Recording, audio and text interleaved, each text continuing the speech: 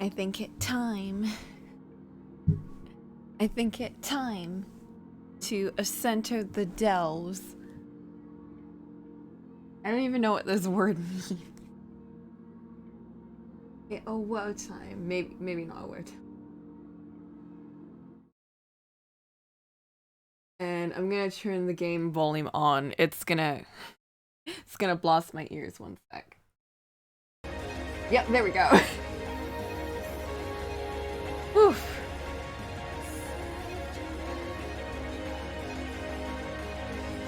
Yusuke Tsutsumi.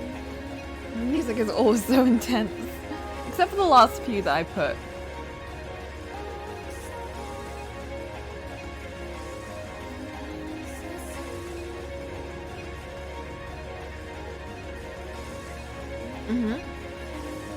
His seat? Oh. Probably because Michel? I don't know. Let's go into it, right? Oh, I think we made pretty good friends, don't you? That Michel to Morgs. Those were his last words before disappearing into the darkness. Their time together was brief, and they knew nearly nothing of each other. Could they in fact be called friends at all? Michel! And big screen. One sec.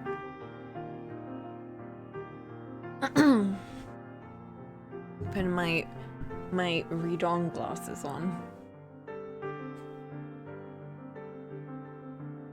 And taking a sippy.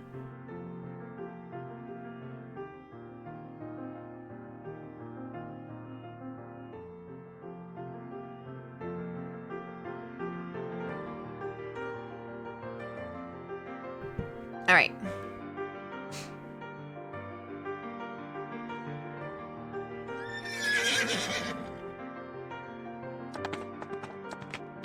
Welcome back, Didier. I've missed you.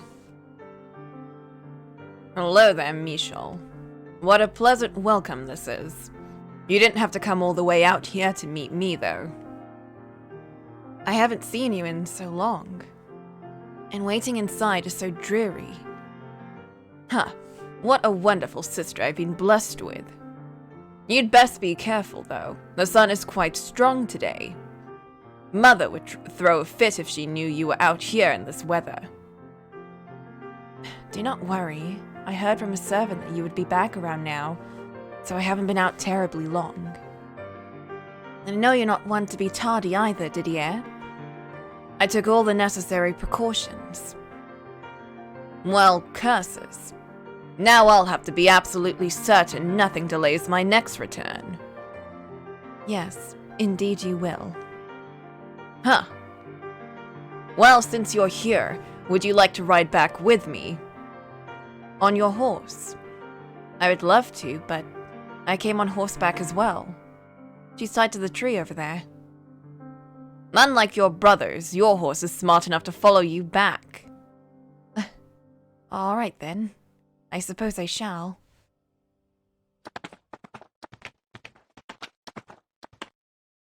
How was your expedition, Didier? More of the usual. Just patrols, really. No engagements to speak of. Quiet is never a bad thing. I'm not sure if I'd say never. Do you think something might happen? No.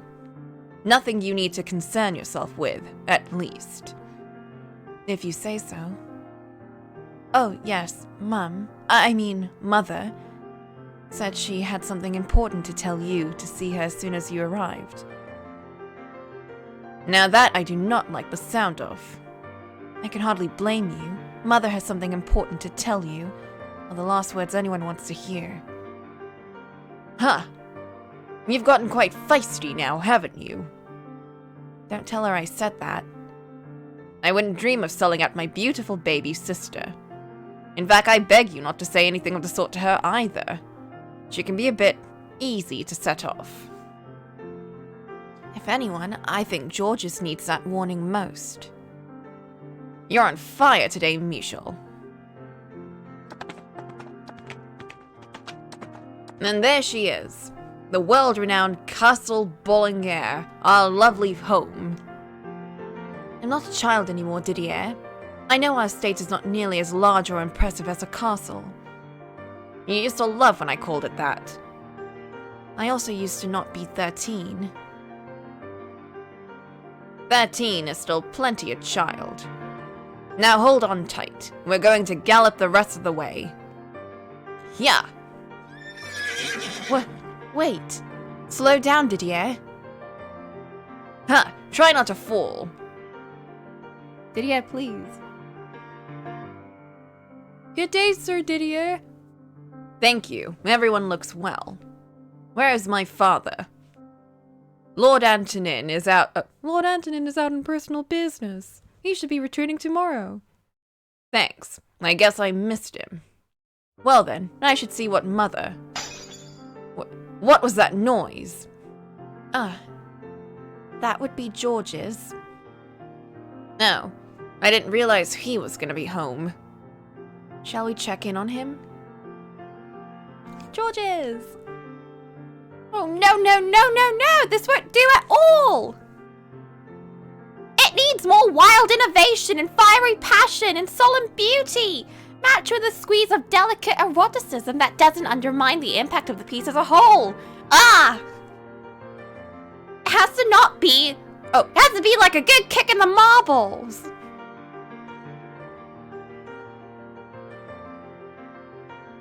Has he finally lost his marbles? A true artiste. Eek! Holy heck! Look who it is! I didn't know you were back, Dee. And you know, it's uncouth to barge in on someone without knocking. He knocked several times and called out to you through the door. I must say though, Georges, it is much more uncouth to take out your frustration on inanimate objects. Ooh, you're there too, Michel. I can see you through the shadow of the hulking barbarian. You really are a teeny tiny little girl, aren't you? Mother will not be pleased when she sees the mess you've made of the room. Oh, my dear Michel. I'm gonna let you in on a little secret. True art is only born in the fires of pandemonium.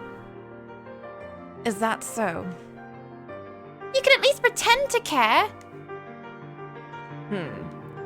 So, would you care to explain this pandemonium? Ooh, you want to know? You want to know all about the masterpiece buried in this wellspring of inspiration?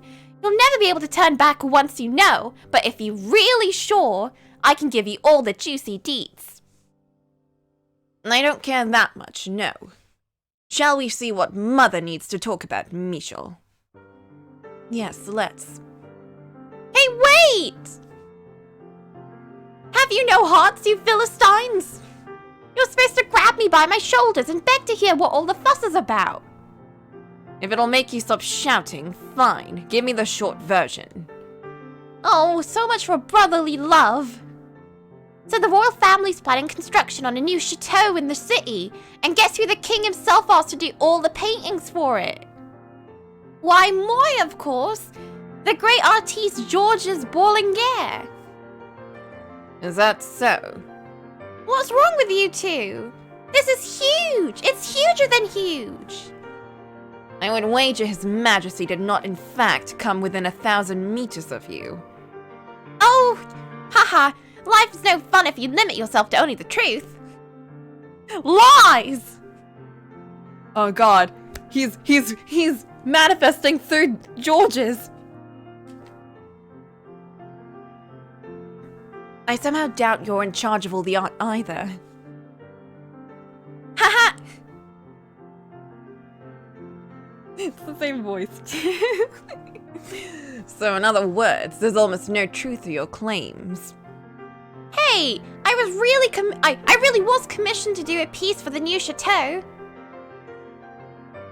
And this disaster area is all you have to show for it. Yep, I don't know what to do. It's a chance for me to make it into the big leagues. I gotta paint something that'll go down in history as one of the great works of our time.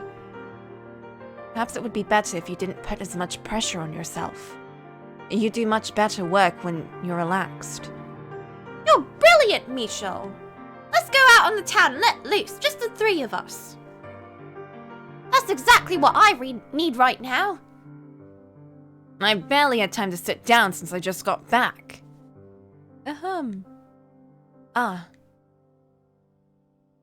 Sometimes I think there might be no hope for the three of you.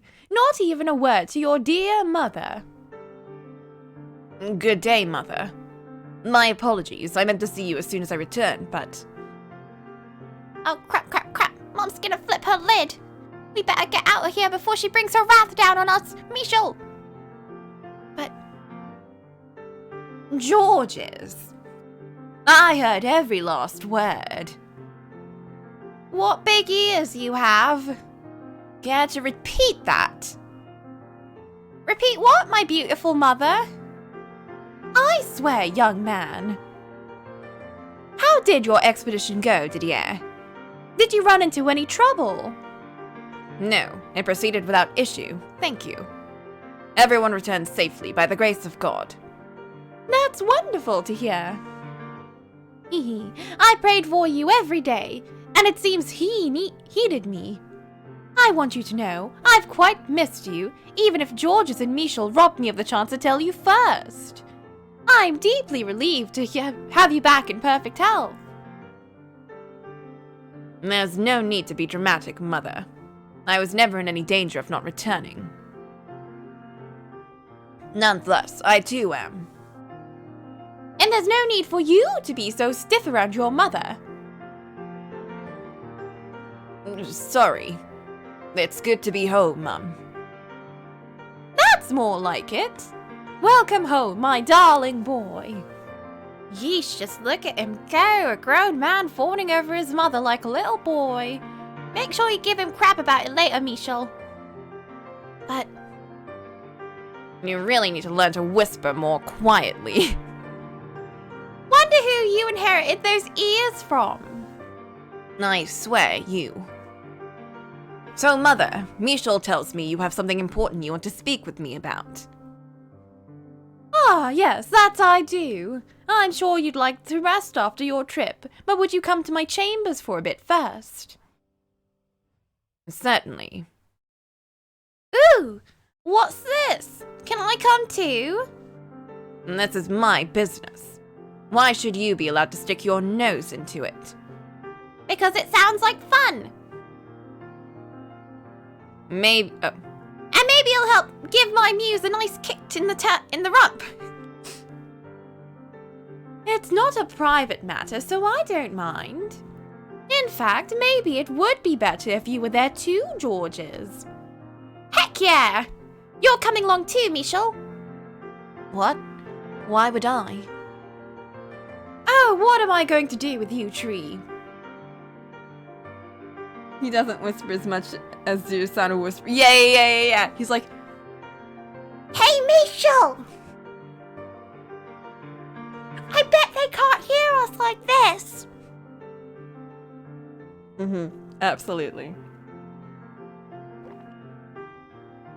Ah, Georges, I missed you. What do you think of the painting? It's a fine piece. Clearly not made by Georges. Damn. I would have done it 10 times better. Who's the hack responsible for this rubbish? Quiet, boy. Does Georges have a disease where he'll die if he isn't running his mouth every waking moment or something? Not the painting itself, the girl in the painting. Geez, pretty, I suppose. Do you like her? In what sense, Mother? Where are you going with this? This girl is the daughter of the Castagnier estate to the south of us.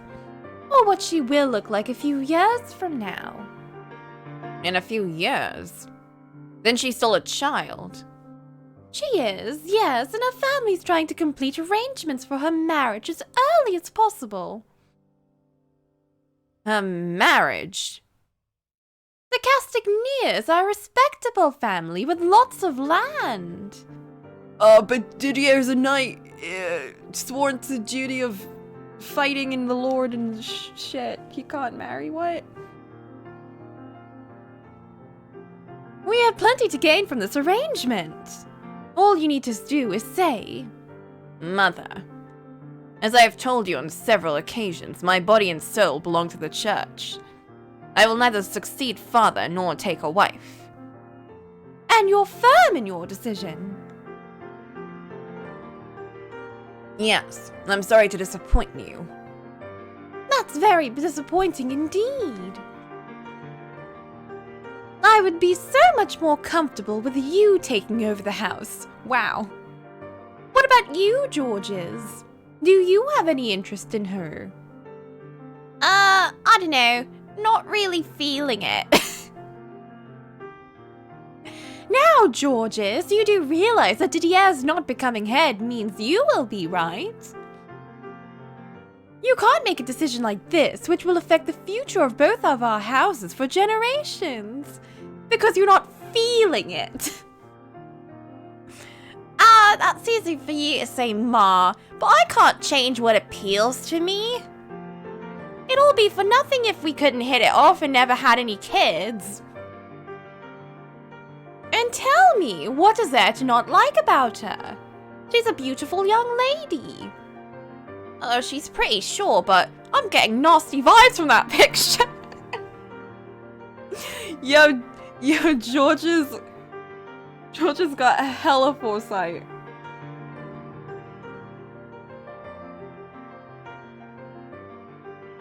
Looks like a real sourpuss.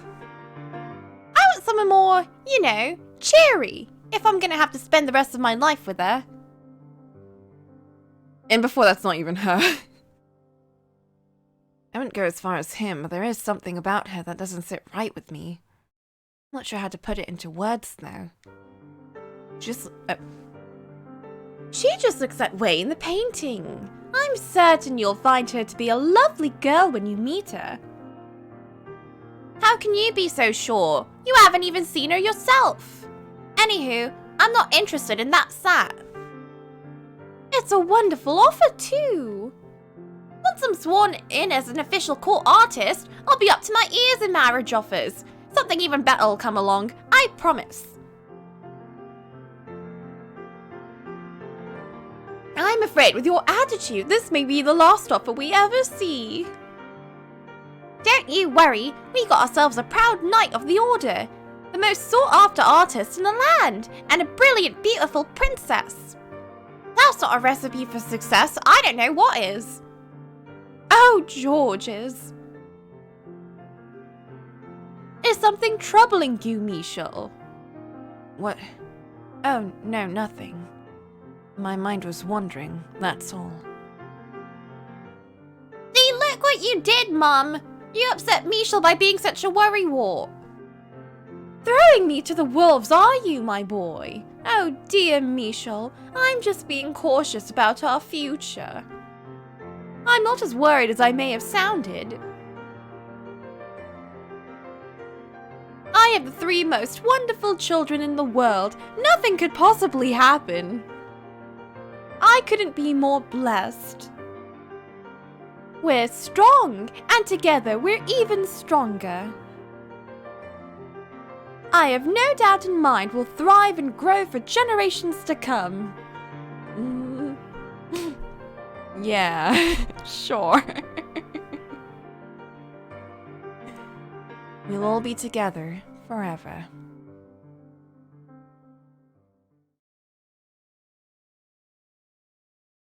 Meanwhile, in the future.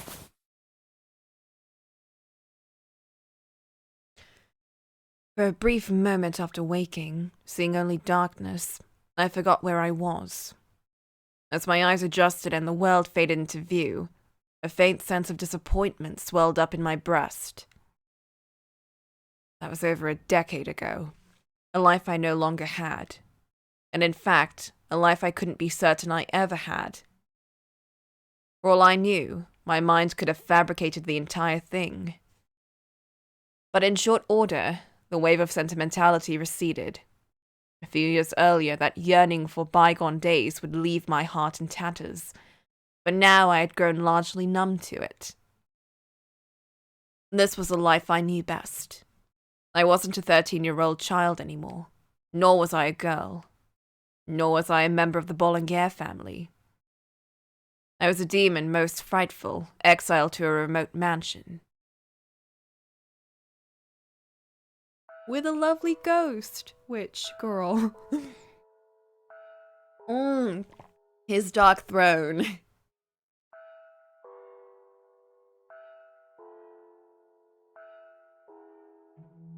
Kill the accursed thing. Those were the first words uttered by the witch upon my discovering the being lying in a heap outside the front door. The witch had haunted me ever since the day I resurrected her at the top of the mansion's observation tower, a few years earlier. At first, her constant whispering in my ear had been insufferable, driving me to my wit's end. If only George has visited sometime, yeah.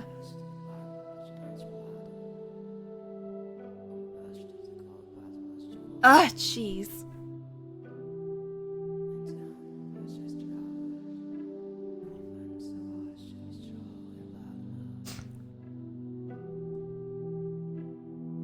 One sec, my throat's getting clogged.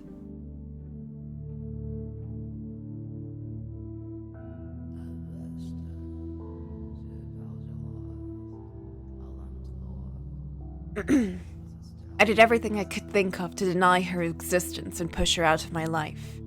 That too had passed. I'd been drained of all will to fight against her, or frankly, feel anything at all. No joy, no anger, no frustration, no sorrow. Perhaps that could be said to mean she had defeated me, in retrospect, the witch causing me to encase my heart in stone. That consequently kept me from being miserable every time I received a letter from my mother. It made me think getting worked up over some stupid words on scraps of paper was a waste of time and energy. So while I wasn't at the point of gleefully cozying up to her, it was true that her presence had made my life easier. I can't stand the sight of it. It's utterly dreadful. The witch wanted me to kill them. Instead, I crouched down to get a better look. They seemed to be dead already. It appeared someone had died on my doorstep. Because of the way they were clothed, I couldn't make anything out beyond that at a distance. It's faint, but they're still breathing. Look, you can see their chest moving. I'm surprised she noticed. I can barely tell from up close. I reached my hand out to roll them over, at which point the witch gave me an exaggerated sigh. I wouldn't recommend touching them. They're diseased. That's why they look like a human raisin. That was indeed one way to describe them. What had first come in mind to me was something I had read in a book about how desert creatures would mummify their dead. The person on the ground looked like what I imagined a mummy did, though I was under the impression mummification was performed in order to preserve the bodies of high-ranked individuals. Which is to say, you weren't likely to find one collapsed on your doorstep. Ignoring Morgana's warning, I put my hand on their arm. It twitched, and they let out a groan. Just a swift stab through the heart, and they won't have to suffer any longer. The person didn't seem to have enough strength to sit up. Barely enough to hold on to their last vestiges of life. Their fingers continued to twitch, but it didn't seem to deliberate. The tall grass in which they were lying seemed to want to swallow them up. Do it, my dear. Send that poor soul to heaven by whatever means you please. Or perhaps they'll end up in hell. They're not long for this world with or without my help. And who's going to deal with the rotting corpse in a few weeks if you just leave them there? Next month's delivery boy, presumably. Imagine the look on his face when he finds it. Imagine what he'll tell your family when he returns. It would make everyone's lives easier if you just kill them here. Bury them somewhere nearby. Let them nourish the earth with their flesh. If there's any nourishment left to be squeezed from them, that is. Or you could try luring some animals here. There wouldn't be a trace of gore to clean up if you let a couple wolves at them. And they'd get a nice meal out of it, so everyone wins. I can't imagine they'd find much to enjoy on this pile of bones. How cold. You have no room to talk. You're clearly enjoying yourself. My, what would ever make you think that? There's been nothing to entertain you recently. I certainly haven't been talking much, and nothing of note has happened. I can tell you've been bored. A few quiet weeks hardly count as boredom compared to the years I spent in slumber. If you say so. Brushing the witch's distractions aside, I put my hand back on the vagrant's arm and flipped them over so I could get a better look. They were much lighter than I had expected. Their arm was a little more than flesh and bone, and that flesh felt like leather. I couldn't guess their age or even gender. They were dressed in unadorned brown robes and a cowl. One thing stood out about their dress, though: their mask. When I removed the mask, I was greeted with torn, wrinkled flesh and eyes so sunken it was disquieting. I wasn't sure what I saw beneath could even be called a face. Bandages covered their head from the nose down, and what hid beneath them was in even worse condition. I couldn't tell where their nose ended and their cheeks began, and their lips had curled back into their mouth, turning it into a gaping gash. Even as close as I was, I could barely make out the sound of their breathing. They almost certainly wouldn't survive much longer. Good heavens! As I thought the witch might find some compassion in her heart for the dying vagrant. Get rid of that filthy thing! I was immediately proven wrong. Her tone of voice was like that of someone who had found rotten food in her pantry while looking for something to eat. As I said, they're diseased. You should stay away unless you want to end up like that. Your legs too frail to hold you up. Your body withered and your eyes sunken, worthless orbs. It's highly infectious. I largely ignored the witch's whisperings. She liked toying with me, so I couldn't take what she said at face value. She was more than happy to lie or exaggerate for the sake of tormenting me. Leprosy? Maybe. Oh, oops. In this time period, probably.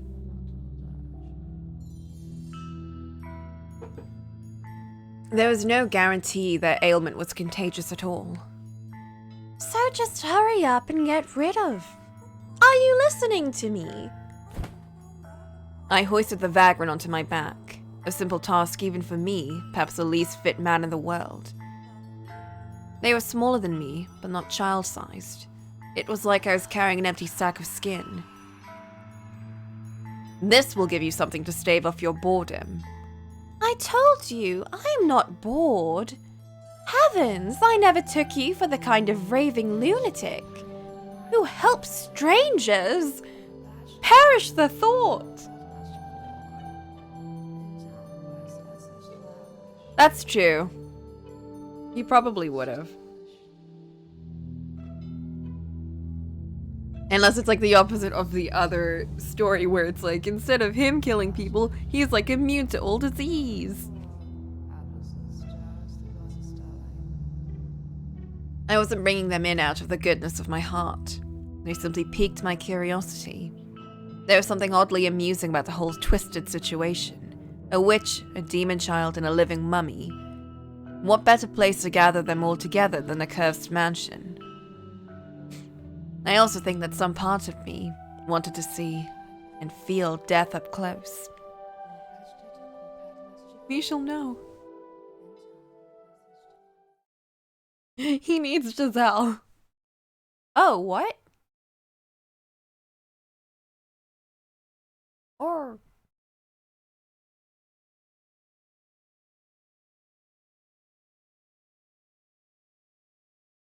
Whomst?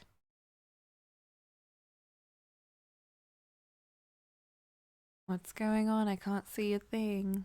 If my eyes finally started going, I was so close to that mansion. I guess this is the end of the line for me. Wait, no, I still have my vision. It's just dark as hell. Where in the world am I? You want a bed? Good morning.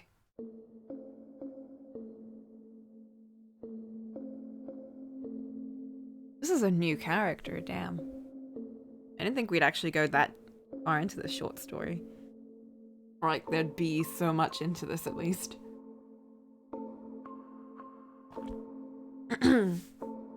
I know, me too. I thought that they'd just straight up die.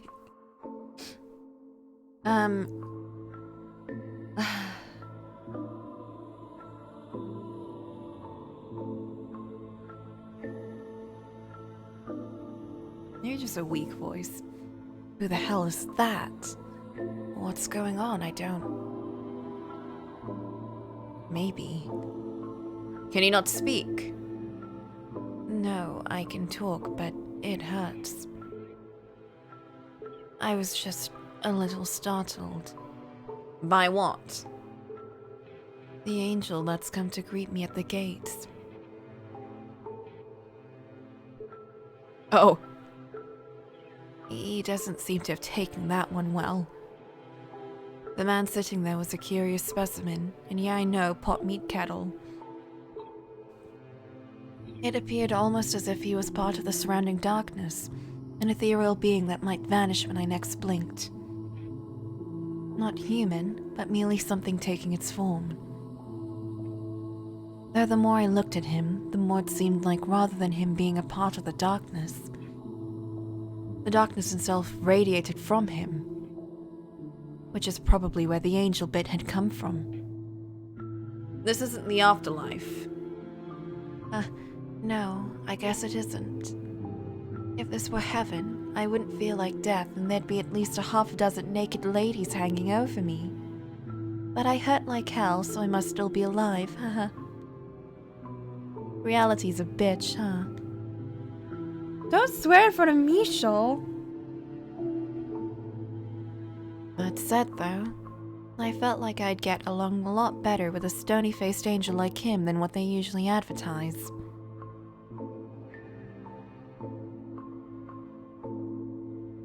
The sack of bones in bed had a voice like dried leaves scraping against one another.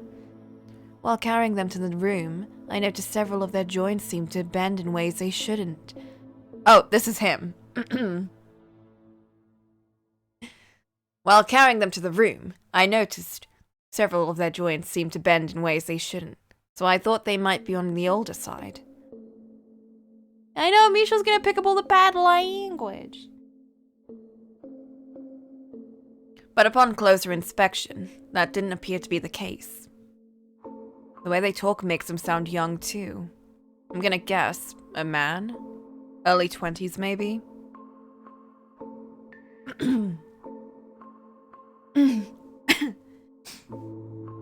If you're not an angel, then you must be a witch. I beg your pardon. I'm just kidding. Don't bite my head off. You don't look like anything like a witch. He's not as far off the mark as he thinks, but he doesn't need to know about my childhood. So hey, would you mind sparing a bit of water? My throat hurts like 12 kinds of hell. I'm sure you'd appreciate being able to understand me better. There's some right there. Huh? Oh, you already got some for me. Thanks, I can't unbend my damn arm. Mind grabbing that for me?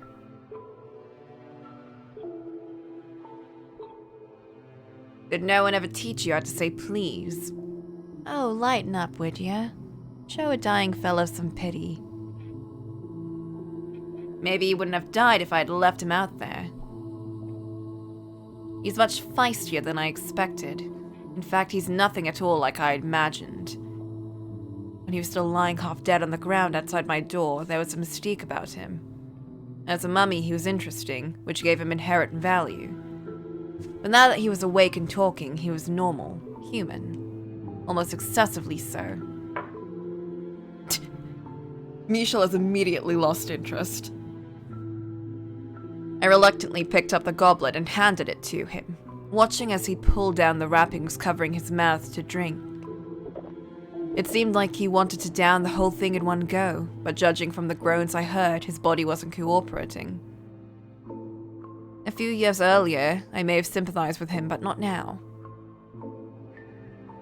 All I felt now was curiosity. What was the sick man doing in front of my mansion?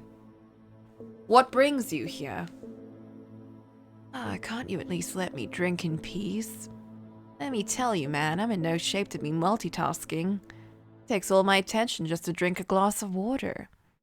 Plus, it's darker than hell in here. I can barely see what I'm doing. You're free to leave if you're not happy here. Once I'm through with this water and have a chance to rest, maybe a complimentary glass of wine on top of that to raise my spirits, I'll be right out. Rather brazen for a guest. Oh, I'm a guest now, am I? I thought I was just a subject for your observation. Damn. Pinned. Haha, hit the nail on the head. Are you implying that means you should have free reign here? Sure am. I was wrong, leprosy is apparently not super infectious. It's rare to get infected by it without immune problems. They got isolated because everyone assumed it was, or treated it like a curse. Yeah, there was like... I remember reading in Worlds Without End, they made an island specifically for people with leprosy to just all keep them on.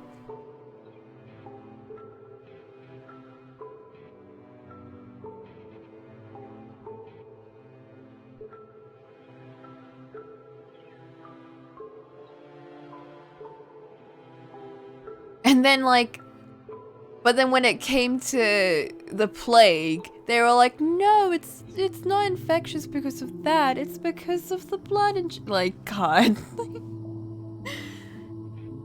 Heckin' old times.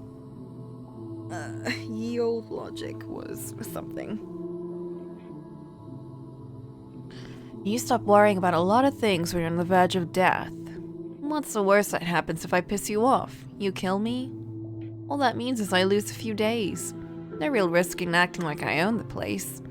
Not a bad deal if I do say so myself. You certainly are lively and talkative for someone on the verge of death. I did just have a hefty helping of the elixir of life. I sighed to myself. I'd taken in quite the high-maintenance specimen, it seemed. There wasn't going to be much worth observing when he was full of such vitality and his lips never stopped flapping. He was exactly the kind of person I could least stand to be around. I could practically hear the witch saying, "See, what did I tell you? You should have just listened to me and not wasted your time and energy." Which only made the whole thing that much worse. But curiously, I couldn't feel her presence even though she was seemingly always around. Oh heck!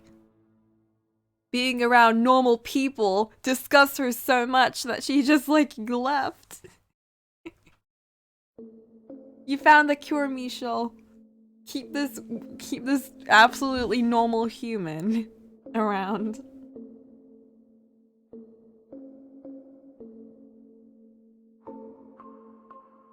Maybe she was afraid she might catch whatever disease that this man had.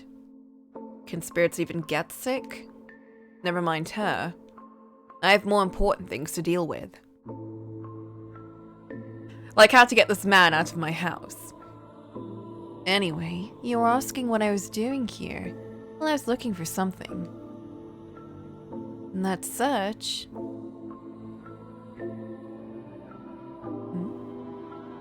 Oh, back up a sec. What is this place anyway? It doesn't look like a tiny little one-man shack. Not that I can see much in the dark. These furnishings don't look cheap. It's a mansion. Yours? Half of it, roughly. So what? You live with someone? In a sense. Huh. Now, I don't want to sound rude, but... Oh, we're well past rude at this point. Oh shit. Go on. Huh. Already making friends. So I'm curious. There wouldn't happen to be any rumors about this place, would there? Such as? Like, say, a cursed witch dwells within its halls. Oh, for the love of... That's what he was searching for. Hell yeah, I'll take that sigh as a yes. Excellent, fat fricking tastic.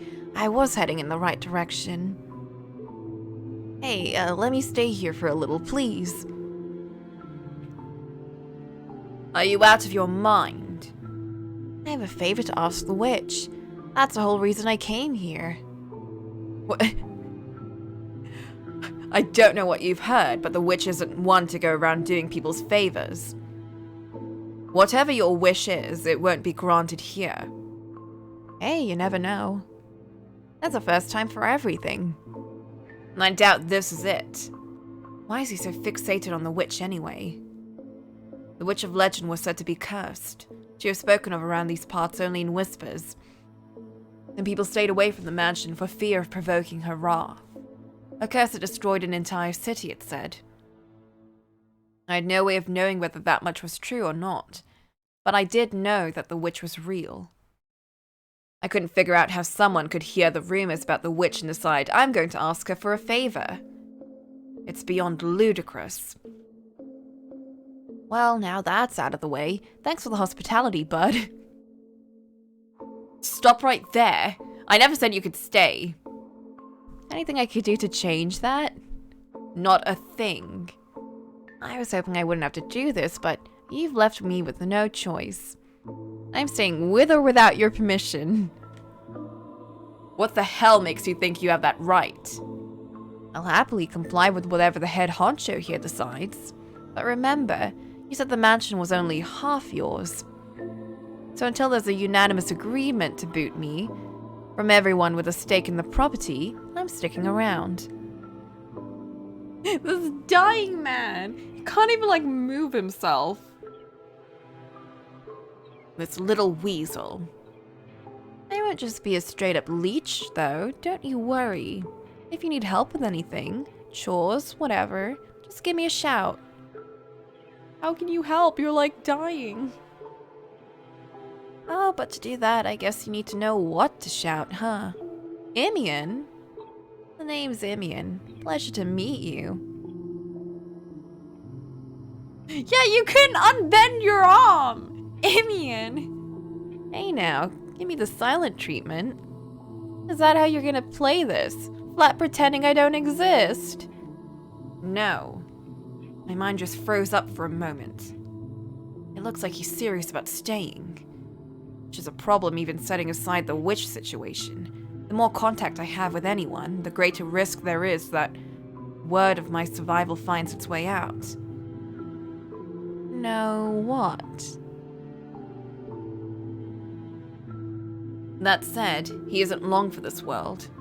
This vigor won't last, that much is certain. In fact, it might be smarter to keep an eye on him. Make sure he's dead before he has a chance to tell anyone about me. Hello? Need help finding your way out of your thoughts, buddy? Become best friends! Befriend the mummy! Death will find you long before the witch does, I'm sure. Ah, yeesh, that's the first thing that comes out of your mouth. I braced myself for that outcome already. But following the logic of that zinger, it sounds like you're giving your approval of my stay.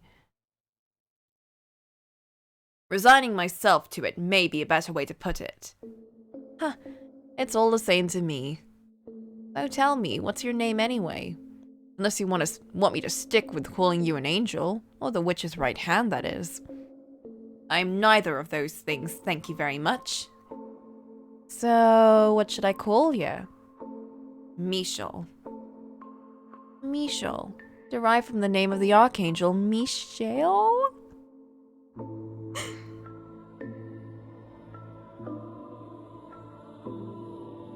Michael?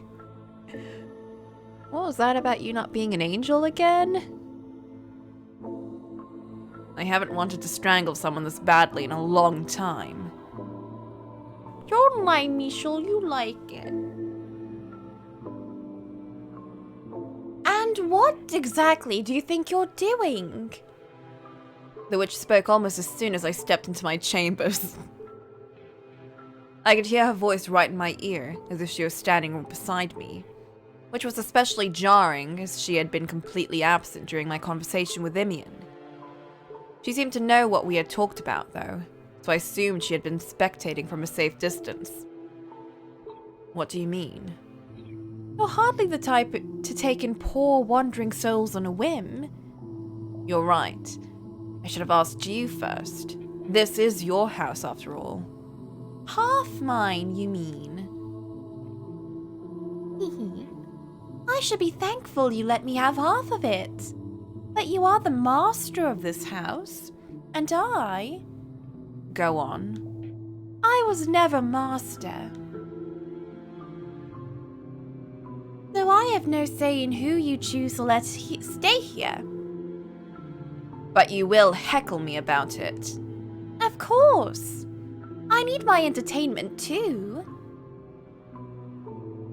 So what are you going to do about, whatever his name was?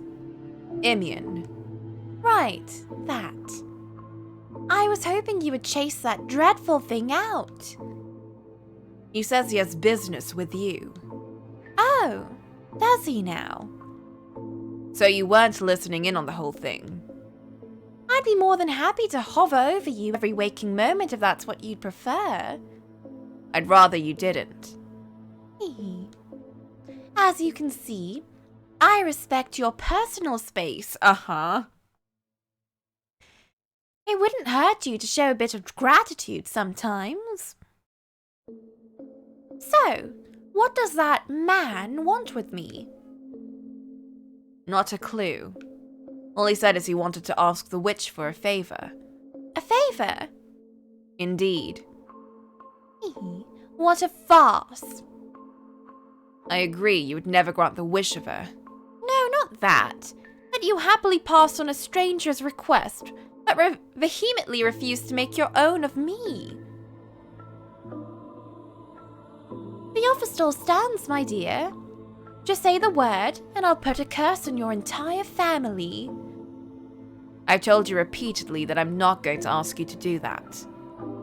Obstinate as ever, I see. Anyway, I never asked you to grant his wish, only conveyed to you that he had won. He'll be dead in short order regardless. A week or two at most. How tragic for him, betting the last remnants of his life on the legend of Cursed Witch, only to be dealt with a pair of heartless jokers. In all likelihood, he just wants me to cure whatever disease he has. Why would a witch who deals in curses cure diseases anyway? Now, it's not polite to judge someone by their appearance, my dear. Are you saying you can do it? Maybe, maybe not. Regardless, there is but one thing the two of us can do for him. Watch as the poor wretch's life slips away, alone and in the dark.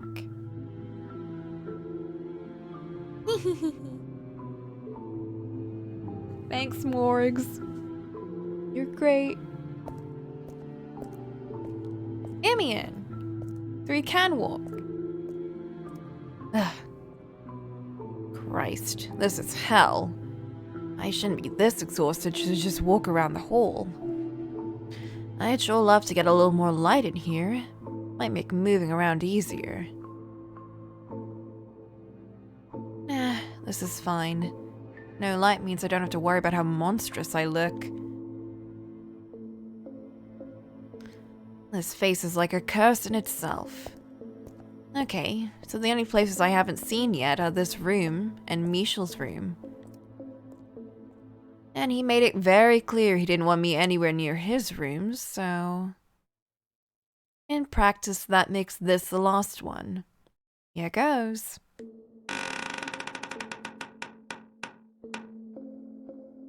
damn. A huge stained glass window sat at the back of the chamber. The archangel within casted a faint light across the room. Yeah, surprised he actually respected his privacy. Unlike some people, looks at Giselle. The light almost burned my eyes, which were still acclimated to the darkness. Felt almost like I was in the presence of an actual divine being. So we got a guy named after an angel and a stained glass window of an archangel. Whoever called this place cursed didn't look very hard, I guess. This is closer to a damn temple, if anything. As I approached the source of light, the shape of the room came into view. Rows of pews and a pulpit and a cross. Looks like I was right on the money. I was in a chapel. Or the remains of one, anyway. The wooden pews had rotted to the point of uselessness, the floors peeling all over the place. It was like an abandoned shrine to a saint, hidden away in the dark corners of the mansion. Fascinating. The worst of it's been mended, but you can still see marks on the wall where it looks like it's been struck with a sword or something. Did a battle take place here? There's splotches of black on the floor.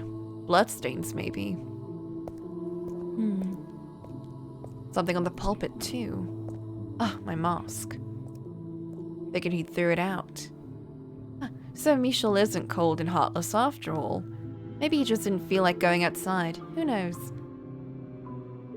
Either way, I'll happily take it back. He's already seen my face, so it doesn't change much, but I feel better covering it up either way. My disease was highly stigmatized and said to be just as infectious. Not only was it obvious from my appearance, but I was also required to carry around a bell to alert others to my presence. I lost that while wandering around the forest, but up until then, whenever I walked into a town or city, I had to ring the bell as I walked. And surprise, surprise, it invited all sorts of dirty looks from people scrambling to get away from me. Churches would sometimes offer me aid. That was a once-in-a-blue-moon occurrence. Effectively, I'd been through nothing but hell up until now. I hadn't done a damn thing, and yet they treated me like a murderer. In fact, I'd almost bet a criminal didn't get half the crap I did. Just thinking about it killed my mood. He didn't hesitate to touch me, though. Does he not know what I have is contagious or something? I mean, it makes my life easier at least. Oh, speak of the goddamn devil. Hey there, Michel. It's been, what, a couple of hours?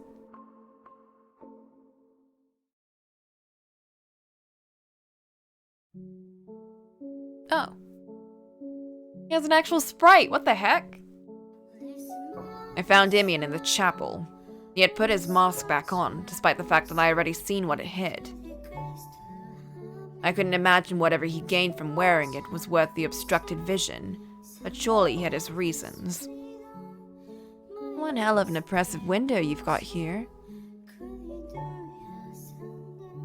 I had pretty good guess where he was going with that train of thought. I was entirely disinterested in humoring it. You'd start off with something about how beautiful and awe-inspiring it was, mention the Archangel, then try to lead into... You can make a frickin' fortune of this. I beg your pardon? Glass doesn't come cheap, especially not the colored stuff. I was thinking, if you found the right buyer, you could be rolling in dough. Does he have any idea just how sacrilegious that is? Let me guess, you're thinking, does he have any idea how blasphemous that is? One word off. And now you're thinking, can this fella read my mind? I am not. Huh. You should say what's on your mind. Otherwise, I'll just have to keep saying it for you. Sorry to disappoint you, but I'm not particularly talkative. I'm not saying you have to yap on for days like me. While what you said was indeed blasphemous, I do not disagree with the sentiment. Oh, really? It's just chunks of glass arranged into shapes. Bingo. There's no actual angel there, just a man's depiction of one. Who are you, anyway? Well, that sure came out of nowhere. And you want me to spill my guts without doing the same for me. My apologies. I have not had the chance to hold a conversation in some time. I see. And you're not obligated to say anything if you do not wish to. I would not answer if you asked me the same. Sounds like we're on the same page then. The more we share, the more uncomfortable it's going to make it for everyone. Let's keep things the way they are, a nice cozy distance. I may be curious as we'll get out about what the hell you're doing out here all alone in the middle of frick all. I won't pry. Oh heck, he's holding back his swears. Keeping Michel pure. Alright, I'll tell you what I can. I'm a nomad. Before I got sick, I traveled all across the land. Had me a nice lute I'd strum as I trotted from place to place, singing songs and pretending I was a troubadour. You were a traveler. I could tell stories of my exploits for days on end if you want to hear them. I'll pass, thank you. Your eyes tell me you're lying, buddy. I'd rather you listen to what I said. Oh heck, he can be his friend! Yay! War stories over dinner then. Sounds like a date. Ooh woo! Now I've got a little question for you, if you don't mind. Not that about where you came from or anything, I promise. Yes? Why didn't you say anything about my face? I assumed you were going to ask about the witch, not me. Hard not to be curious, you know. Everyone's grossed out by it. He makes a fair point. Even Morgana was taken aback by the sight. I can imagine he would appear monstrous to someone who's led a relatively normal life. And he's probably been subjugated to less than charitable treatment for it. Which makes me wonder, how is he not drained and jaded by now? I don't understand how he can be so spirited. I've seen the kind of hardship that can be brought onto someone by their appearance. Oh, so what you're saying is it's nothing new to you. Correct. I did think it a little unusual, but nothing more. I understand your ailment is contagious. What? You knew? Why did you help me then? Why didn't you hesitate to touch me? You carried me into the mansion, you handed me water, all the while knowing you could be infected. I couldn't figure out how to honestly explain my actions. Part of it was me deliberately acting against Morgana's wishes. Just to spite Morgs, he says. Frustrated by her repeated instances that I kill him. But the aura of death that hung over him was the biggest factor. There was something indescribably alluring about it. All I'll say is, I would have left you if you were in good health. You... So it was pity. You've got nothing to gain from helping me. I don't have any money. I'm definitely not a hot babe. I have no interest in money or women. And to be clear, I didn't bring you in out of the goodness of my heart either. When you said you thought you were a subject for my observation, you were correct. You're here predominantly because I wanted to observe a withered, half-dead mummy of a man. A mummy, huh? Well, hate to burst your bubble, I'm just an ordinary guy. Unfortunately so. Huh. And here I thought you were only observing me because you didn't know about my disease. Never would have guessed it was the other way around. God, you really are one of the most bizarre fellows I ever met. I was just not gonna say anything, keep it to myself. Use this as a chance to stretch my wings and enjoy not being the unclean for once. I didn't much care either way if you ended up catching it. Though The witch has declined your request to speak with her. Huh. Not even gonna let me finish, huh? Hi, Toast. I'll take that as a no apologies necessary then. Well, shit. You have no reason to remain here. I left the bar off the front door for you. The witch was my last resort. I saw who knows how many doctors. Not a one could do a thing. Hell, as soon as they saw me, the assholes tried to rob me blind with thieves. It'll cost extra because they're putting themselves at risk, they claim. So I traveled to other cities, towns, villages. If dogs weren't going to do anything, maybe I'd have better luck with religious remedies. Everything from herbal stuffs to straight up hocus pocus. No effect, any of it.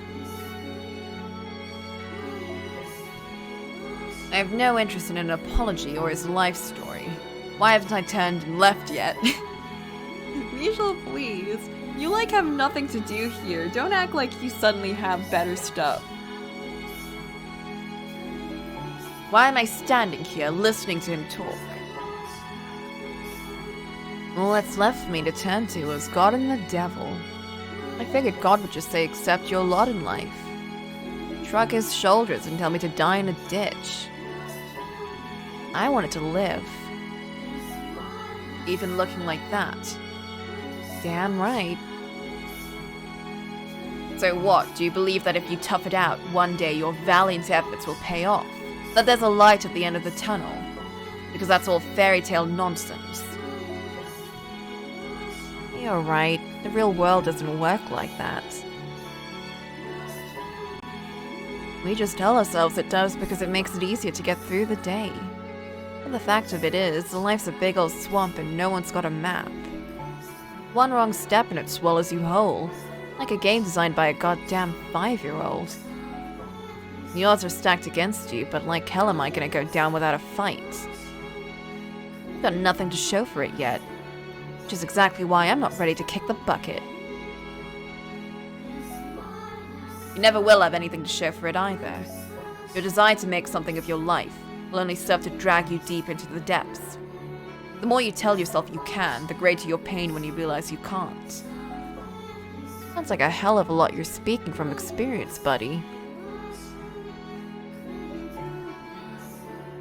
As I said, the witch will not be seeing you. You would do best to look elsewhere to fulfill your dying wishes. You never know, bud. Tomorrow's another day. Maybe she'll be in a more accommodating mood then. I'm sure not gonna let one measly no get the better of me. The witch, Morgana, is a sadistic woman. If she reveals herself to you, it will only be to torture and kill you. Can't say death much scares me these days. I need to get some water real bad. One sec, I'm BRBing.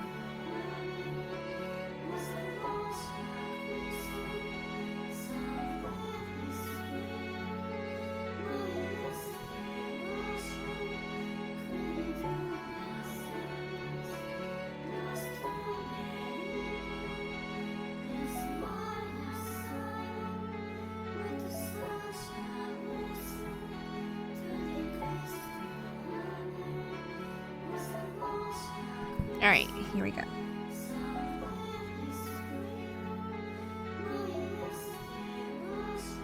Water is so nice. I can't believe they added a new character in the side game. Of the side game.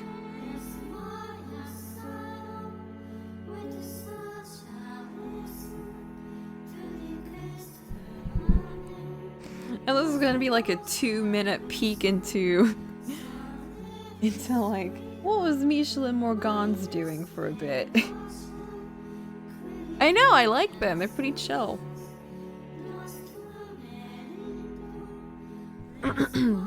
Yeah, the side game. Can't say death much scares me these days. It's knocking on my door regardless. You can never say for sure. Every woman's got at least 2 masks she switches between. Maybe she'll pick a friendlier one for me than she does for you. You're a damn fool if you believe that. And she's a witch. Even if she would hear you out, she doesn't have the power to heal you. Ruin and destruction is her singular desire. I have to ask, all you want from me is to watch me die, right? So what do you have to gain from warning me about the witch? Doesn't worrying about me run counter to your own wishes? I'm hardly worried about you. Could have fooled me. I'm simply making a statement of fact. You'd only be wasting your time trying to see the witch. I haven't seen the proof, so I'm not convinced it's as much of a fact as you claim. Which means this conversation's going exactly nowhere. You know, the end of the mask, Jakob. Wait a minute.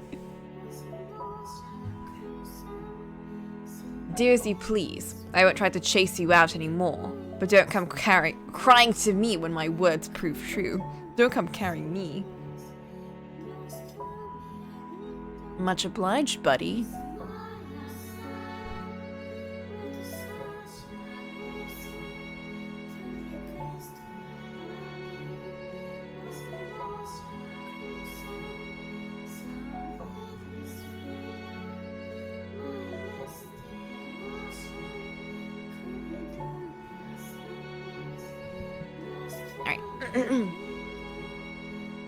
That's one less hurdle to trip over on my way to making a huge ass of myself. I would like you to promise me one thing, though. Sure thing. I'll leave the bar off the front door, so when the time comes, make sure you save enough energy to get yourself outside before you die. I don't want to have to clean up the mess. You're a real treat, buddy. Thanks, Michel.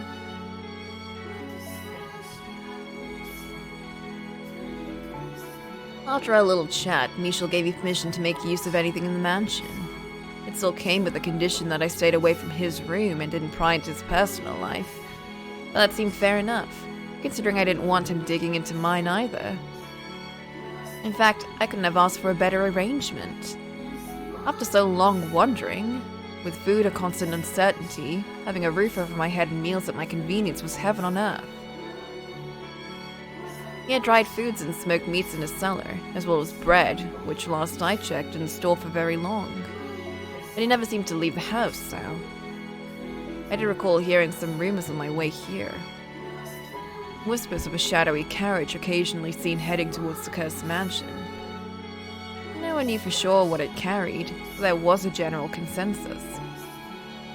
Offerings to the witch. Fresh sacrifices to keep her appeased. Which was obvious nonsense. No one was sending shipments of virgins to offer to the witch. A basket of bread and other supplies now, maybe. Rumors of a way of taking on a life of their own. That was so patently absurd, I couldn't believe anyone bought it. That still left me with scores of questions, though.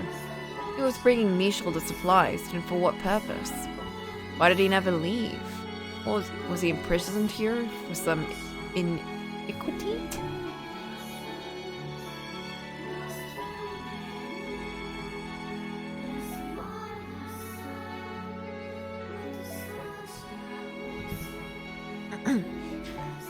But obviously, I had no intention of seeking out answers. If we spent so long enough together, I'd probably find out eventually. I knew damn well I didn't have that kind of time left. What point was there to lifting the curtains on someone else's life when chances were I was going to croak not long after? I had no intention of repeating Pandora's mistake. I was going to spend my last days here living with him. I wasn't going to get anywhere near that jar and risk making waves. I couldn't say whether or not that was the best strategy.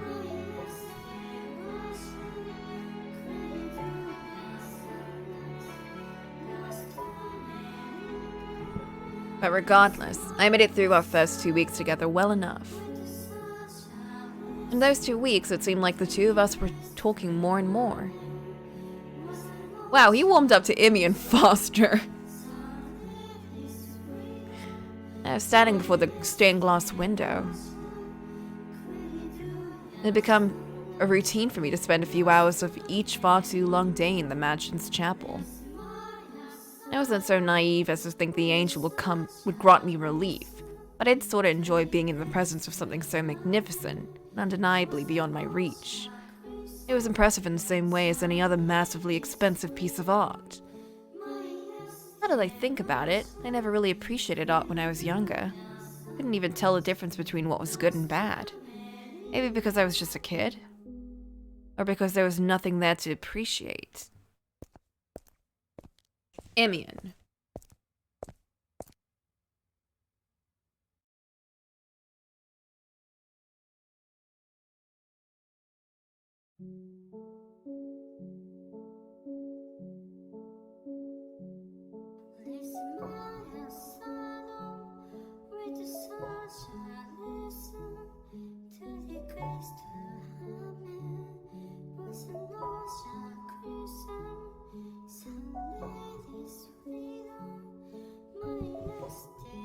Imian. Oh, hey, sorry. Oh, lost in my thoughts. What's the occasion? You almost never initiate. I need your help with something. Damn, is the sky gonna fall today? What can I do for you? I'm going to cover up the stained glass window. Oh!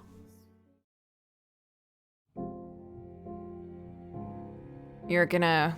what? It seems so unsurprisingly that was the last thing he'd expected to come out of my mouth. And the incredulity was obvious even in his raspy old man's voice. I could easily imagine the expression he might be making beneath the mask, if he had had a face left to make it with. Oh, would asking for a reason count as prying? No particular reason. I simply disliked the sight of it. Oh, well, that's a damn shame. I rather enjoyed my time with it. I seem to recall you saying it was nothing more than colored glass. In a spiritual sense, sure, but do I look like I'm praying to it? No, I'm admiring the craftsmanship. It's one hell of a piece. I see. Though I pretty much got the thing memorized by now, so sure, let me give you a hand. Thank you. Follow me. I gave Imian a quick glance, then started off down the hall.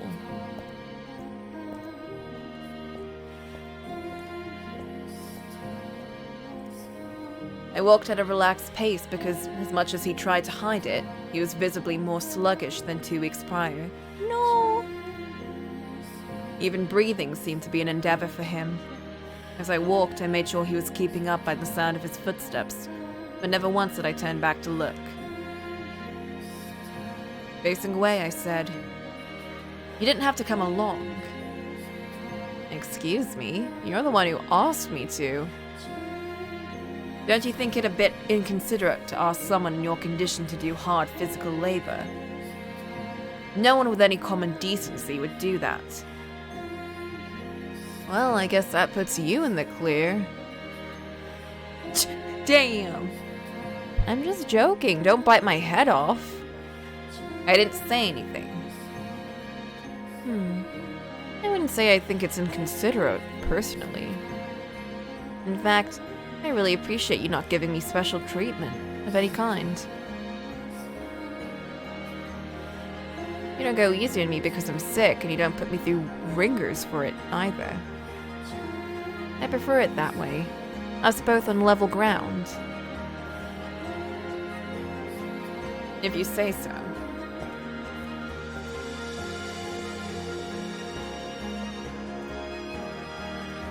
I know I just said I appreciate you not going easy on me.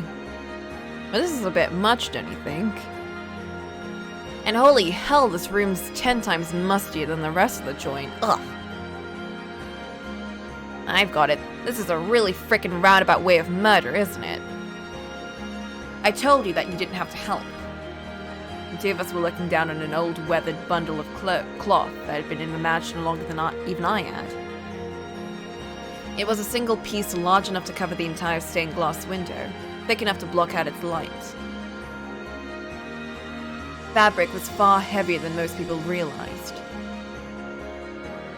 And something this thick and tightly woven was going to weigh a ton. I knew I wouldn't be able to carry it to the chapel by myself. You're free to head back to your room. I'll do it. I'm not backing out now. Besides, there's not a chance in hell you're getting this up there alone. It's not that long of a walk from here to the chapel, I think. Alright, let's do this.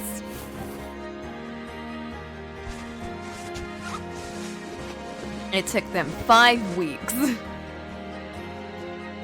Oh, hold up, I need a breather.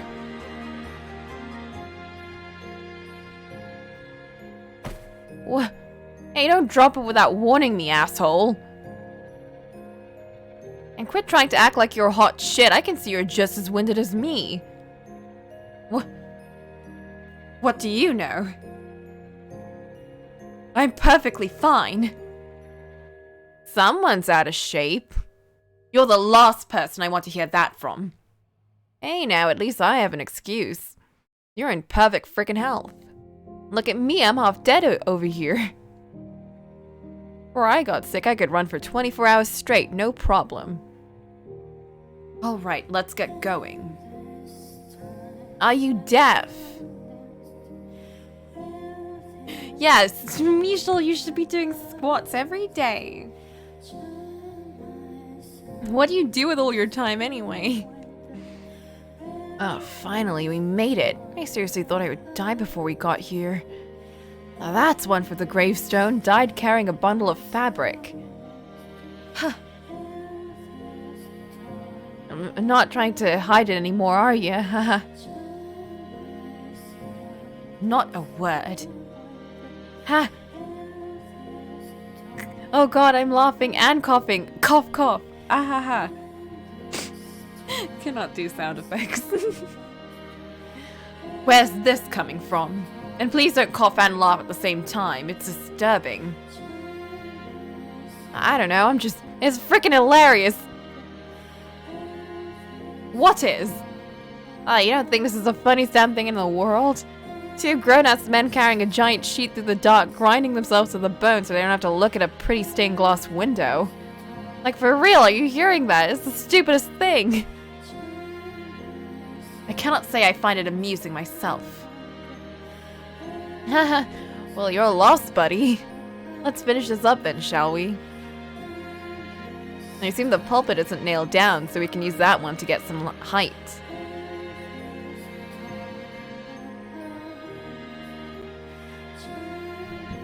He seems to be enjoying himself. I can't imagine enjoying much of anything in that kind of condition.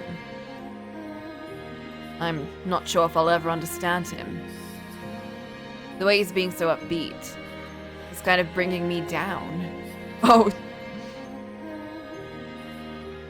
Why should him acting cheerful have any effect on me? This normal human. It's so weird. It's like he's living a normal life and having fun. What? But he's not insulting me every 2 seconds and being a bummer and asking me to kill my family. What is this? It's crazy.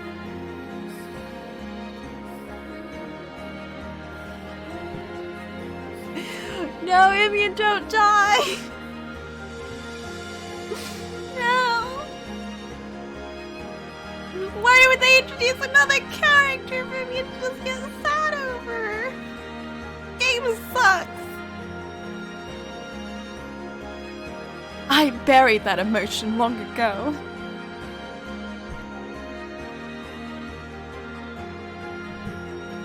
What are you doing here exactly?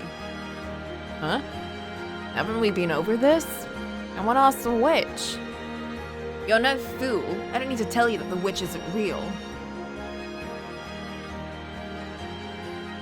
For the past 2 weeks, I let Imian explore the house as he pleased.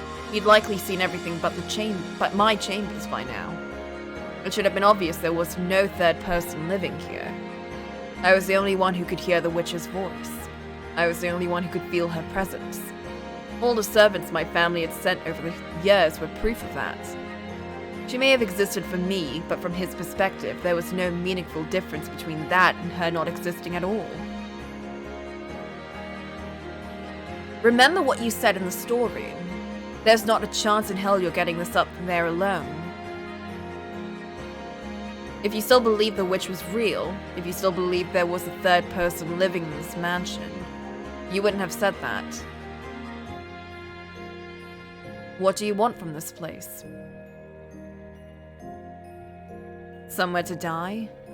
Do you want to make this your final resting place? Huh. Someone's feeling talkative today. Huh. This isn't funny. It's comfortable here. There's a warmth to the darkness. Doesn't reject me for being impure. Impure? That's what everyone says about me. I have no say in the matter. I have an impure disease, so that makes me impure. I think it's story time. What do you say? This time, we'll go into a little more detail. My life was set. I had dozens of friends and a wonderful, loving family. I didn't bother with the family business, instead spending my days wandering. On one of my trips, I got sick, and I got scared. So I rushed back home wanting nothing more than to see my family and friends again. When I got there, no one recognized me as me. They called me a demon impersonating their Imian. A demon. He's saying the Bollinger family has no need for a demon child, that you're the mark of shame on our name. He's gonna have you executed. They came to the consensus that the real Imian was still off traveling. They wouldn't accept me for who I was just because I didn't look like what they thought I should. What does that have to do with my question? Basically, what I'm saying is, there's not many people who are willing to see the truth. The truth? That I am who I say I am. That I'm Imian, not some evil doppelganger. The only person who sees me as an ordinary fella is you, Michel.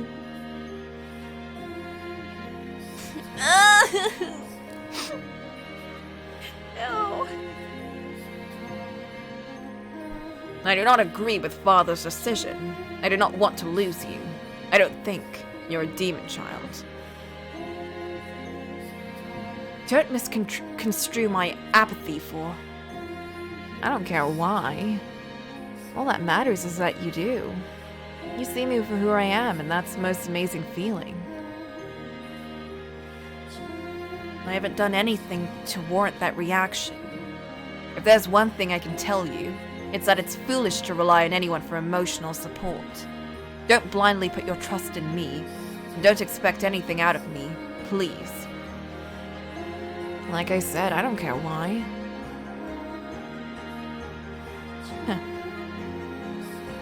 As I stood there in silence, Imian's laugh echoed off the chapel's walls.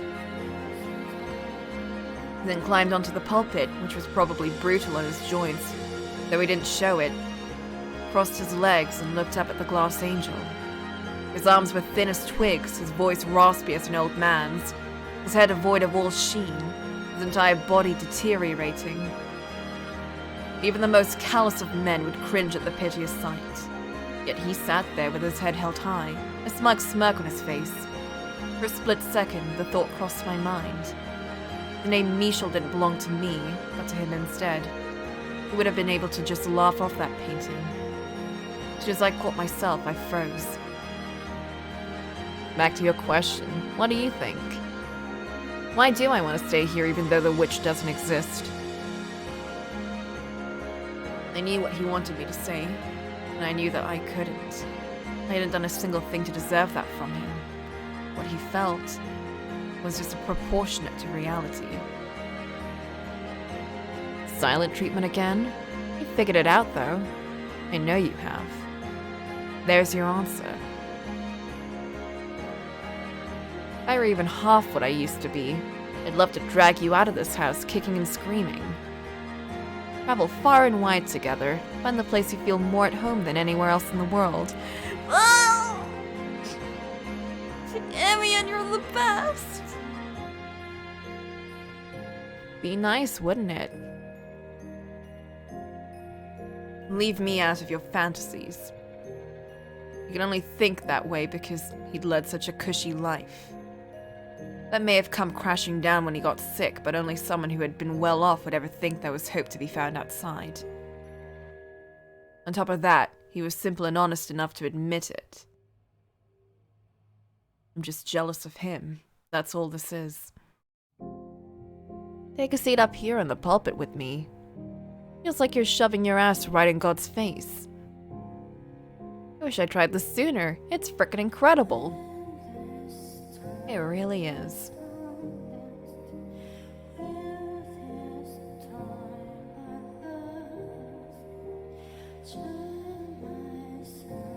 Between the two of us, a guy who probably couldn't overpower a rabbit, and someone on death's damn doorstep, covering up the stained glass window was a grueling task.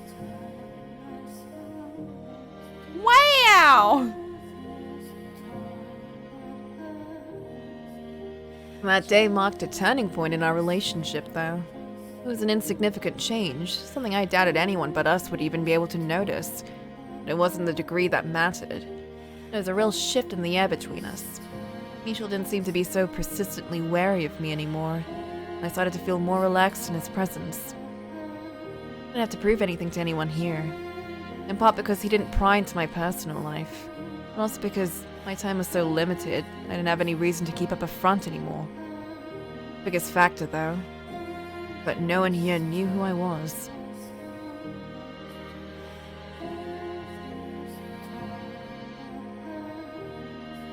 From time to time, Amy and I would have supper together. I wasn't going out of my way to spend time with him, but I didn't particularly mind it either. I had no reason to. We stayed out of each other's business, and we both knew it was a temporary arrangement. As his disease worsened, his once exasperating vigor started to seem more and more obviously like a facade. When he spoke, it was like I could hear the remnants of his fading soul spill out with each gravelly syllable. It was getting difficult to make out what he said at all.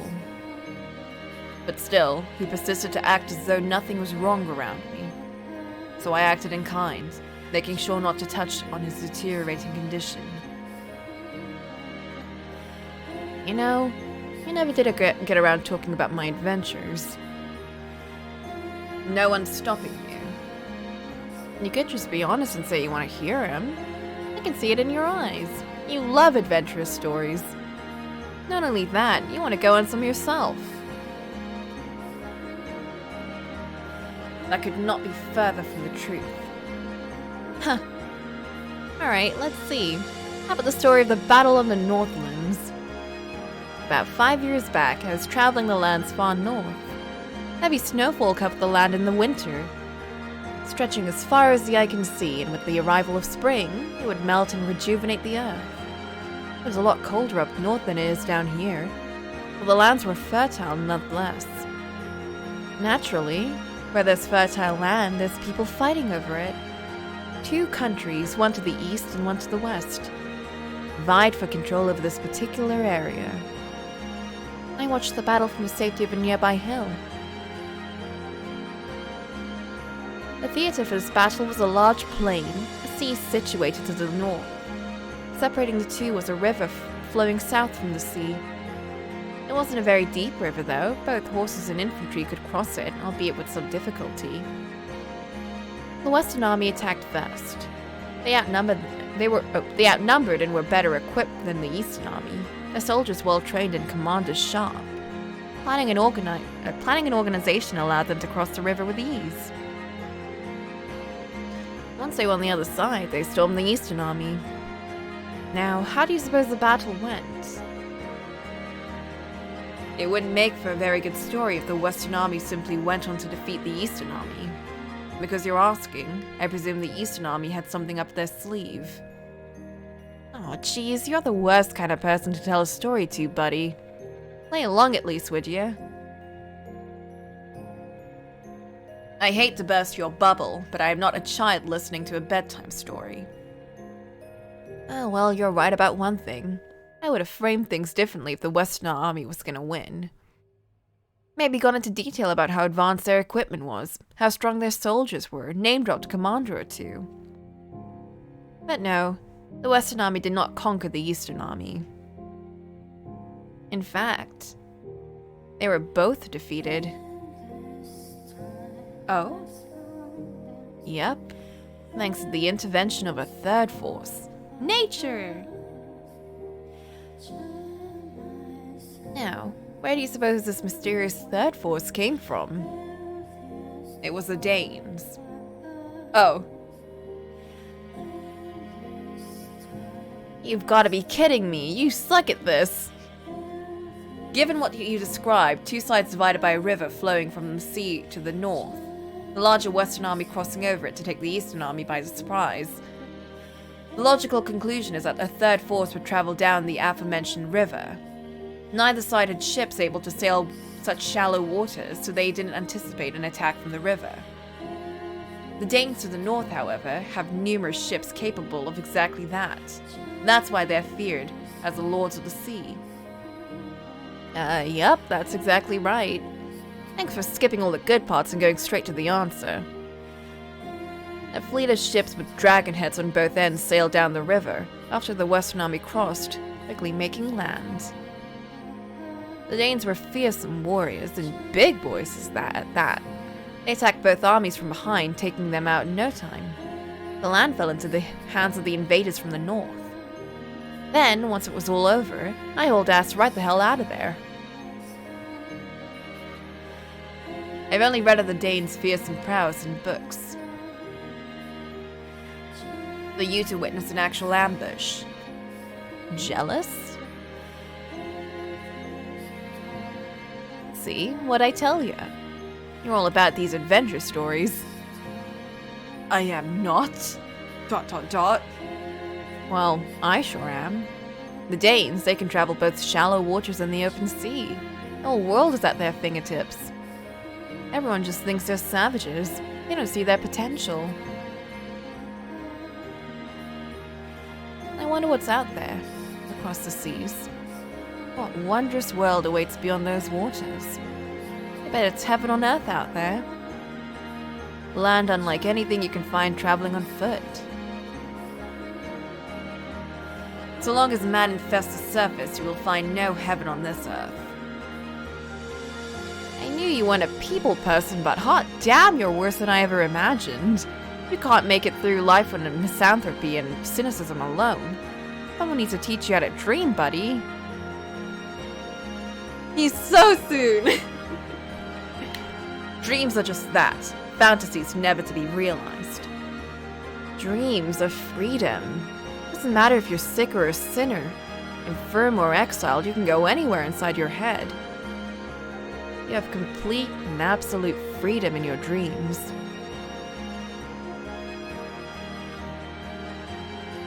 Ambien is too pure for us. All empty hopes and dreams do is erode the spirit. I gave up on mine for a reason. If I were in good health, I could have asked the Danes to take me on one of their longships. Bring me somewhere far, far away from here. A place where everyone's equal. No poor, no rich to oppress them. No one being judged for their looks or the family they were born into. I could have gone on another adventure. Brought you along this time. Found our paradise. I'm pretty sure the only way you're getting on a longship is as a captive to the Danes. Remember what I said about dreams, like 3 seconds ago? Shove that silly realism into a box and lock it up. You can dream whatever sort of crazy, outrageous nonsense you... Imian? Don't worry about...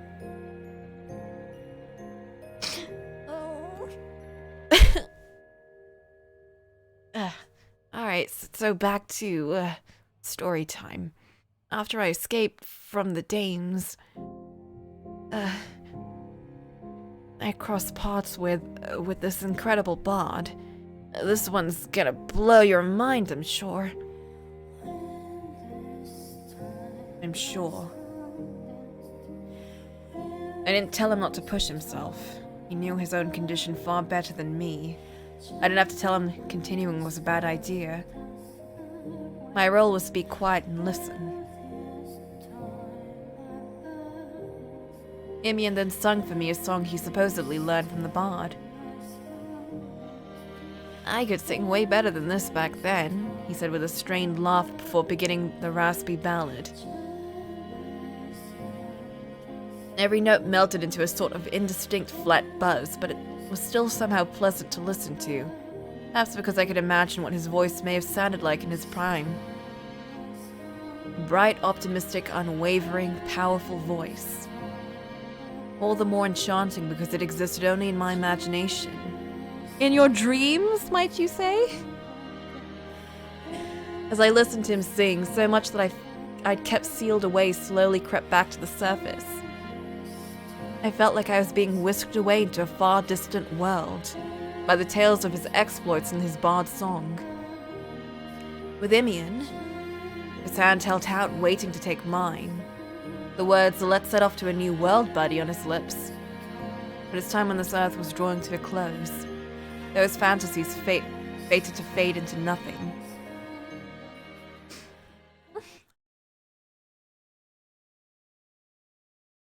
You aren't seriously going to make friends with him, are you? I thought you were better than that. Or do you think you'll get something out of this? Well, you're sorely mistaken. You've forgotten what you truly are. And gotten it into your head you can be equals with him. Morgana, please, not everyone's gotta be an angel or the daughter of God or whatever. Let him make friends. Your heart brims with blight. Yet here you are, grasping at companionship, knowing full well it's but a fleeting illusion. What do you have to gain from forging a friendship with him? Already tired of me, are you, my dear? Very well, I shall take my leave. Despite what they may say, I'm a very kind-hearted girl. To those whose fates are sealed, that is. I pray you're blessed with wonderful dreams tonight. That night, I had a dream. Not a nightmare.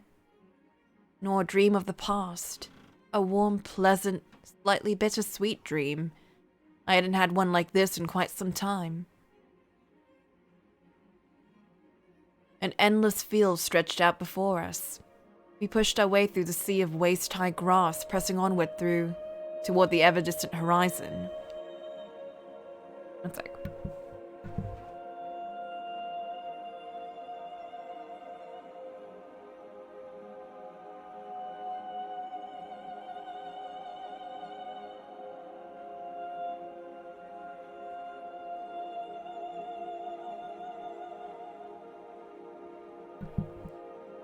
A spring breeze whisked past, caressing my cheek.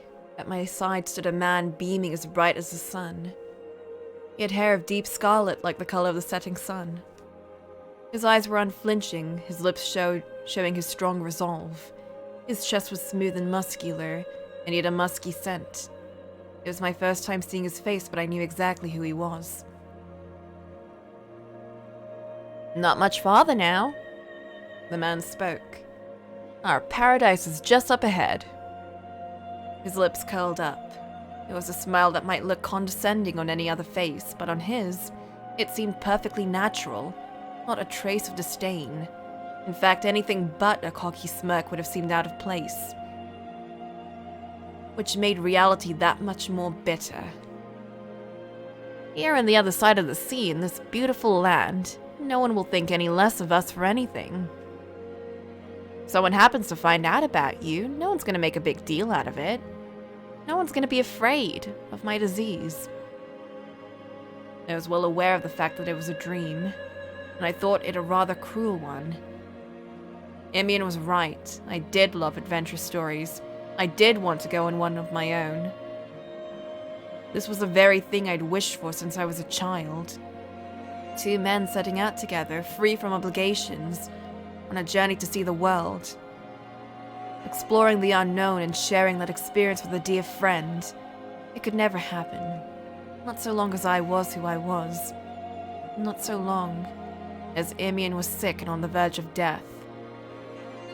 It was a dream we could never make come true, no matter how badly we wanted it, no matter how hard we fought for it. It wasn't an entirely impossible dream, though. There was one part of it that could become reality. The two of us becoming friends. There was probably enough time before he died for me to get close enough to tell him how I really felt. And I just wanted a friend. I wanted to be able to laugh and frown and get upset like an ordinary guy. Like him. There may be time, but that's not enough. I'd spent too much of my life isolated. I'd almost irreversibly adapted to the solitude.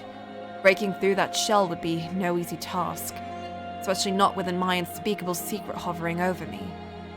The very fact of my nature, which had transformed me from the namesake of an angel into an abominable demon that didn't deserve to live. Something I couldn't tell anyone, couldn't let anyone find out, which meant that a normal friendship was impossible for me to form, and I knew that far too well. He's gonna wake up. We're both gonna... No! That night I had a dream. Not a nightmare, nor a dream of the past. A warm, pleasant, slightly bittersweet dream. I hadn't had one like this in quite some time. Endless fields stretched out before us. We pushed our way through the sea of waist-high grass, pressing onward towards the ever-distant horizon. A spring breeze was past, caressing my cheek. At my side stood a man with a somewhat forlorn look on his face. He had long silver hair that fluttered in the wind. A darkness was visible beneath the pale red of his eyes. His lips were furled into a half scowl. He was tall enough that I had to look up at him. The man furrowed his brow as if to scorn the shining sun for daring to be brighter than the candlelight he was so used to. It was my first time getting a good look at him. I might have gotten some of the smaller details wrong, but he was still very distinctly the Michel I knew. I pointed towards the horizon and said, "That's where our paradise awaits." He didn't seem to believe we would actually find anything, but still he joined me on my endless journey with nary a complaint. So all it takes is bringing him into my dreams to drag the cynicism out of him, huh? I thought. Then with a laugh I said, "We'd make pretty good friends, don't you think?" His eyes swam for a few moments before he finally muttered a response. Many years ago, I dreamed of having something like that. You gotta be a little more specific. Like my two brothers. Keep going. Someone I could share anything with. And could do the same with me. Someone who understands me without need of words. A classic image of a friend. Two guys who've always got each other's backs. Michel crossed his arms and turned his head away. He might have even blushed, but I couldn't see for sure. I had mixed feelings, though mostly I was glad to hear he felt that way. I wanted to make that dream come true. We'll be just like that. You'll see, buddy. Another breath of wind blew past. I was pretty sure I was smiling. The way I always did. The way I always pretended to. my self-confident, utterly vacuous smirk. If we really got to know each other, there's no way we would ever be friends. True friendship was impossible to achieve between us. I knew that far too well.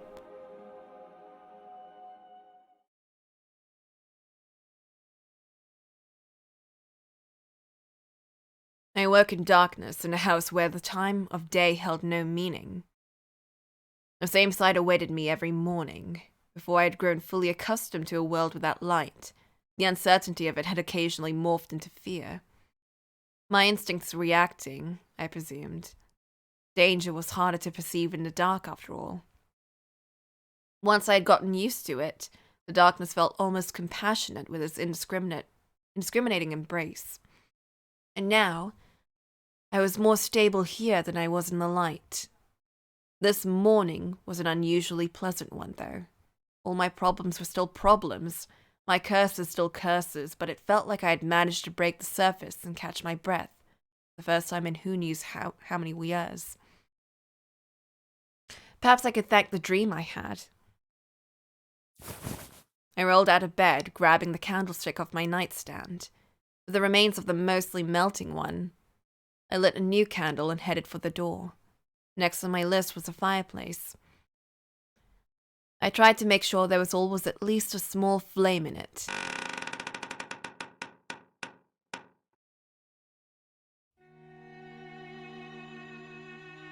But as soon as I stepped out into the hall, "What are you doing there?" I found myself face to face with Imian, although that wasn't an entirely accurate description.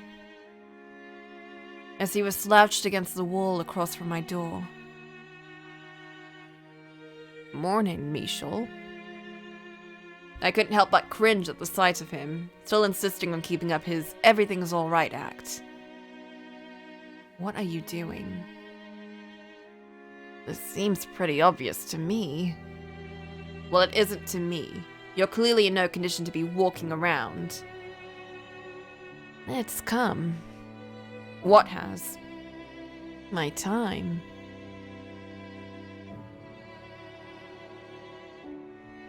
The light from the candle fluttered about, slightly offset from the trembling of my bony hand. But Imian, he was visibly shaking, enough that I probably could have seen it even without the dim candlelight. Not out of fear or cold, but simply a physiological reaction to his condition. His breath sounded like puffs of wind, the whoosh of a bitter winter morning echoing in the hall. His arms and legs were so atrophied that if I didn't know better, I might think of him a small tree withering away in the fierce cold at first glance. My gaze slowly drifted downward, stopping at his blade arms. Blotches of red were visible on the palms of his hand. "Did you cough that up?"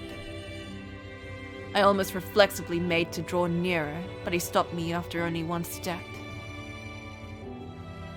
"No, stay back. Don't touch me. You might catch it." We've been living together, breathing the same air. If I were going to catch it, I would have already. The fact that I haven't shows it's not an infectious disease. Maybe not. Either way, you shouldn't touch the blood. You know, as well as I do, blood is unclean. It carries everything in our bodies, even diseases. You may be able to catch it from the blood, even if you didn't from anything else. I figured I'd drop on by, say my goodbyes.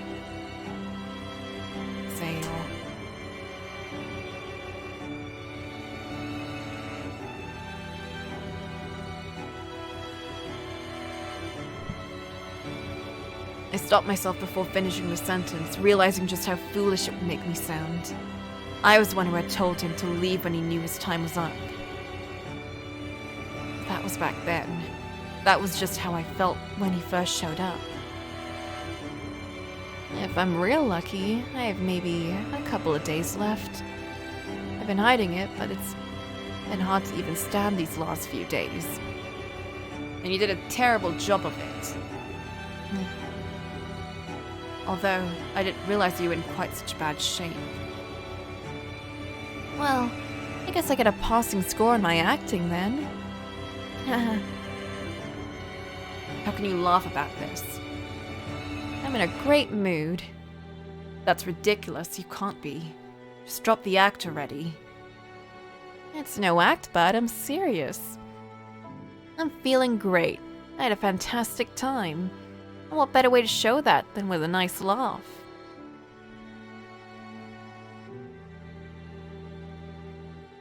Looking down on this man laughing as death crept closer, I didn't feel pity or sorrow or anguish. I was angry. My chest clenched and my stomach lurched. How aggravating.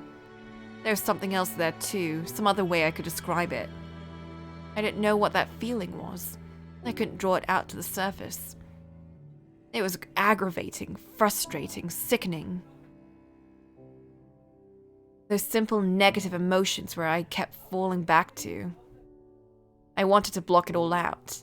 Imian's deteriorating body, that comforting dream, my own circumstances, this dark mansion, the whole world. I had an amazing time here with you, seriously. Stop it. You're just getting sentimental, letting your emotions cloud your memory. I've done nothing for you.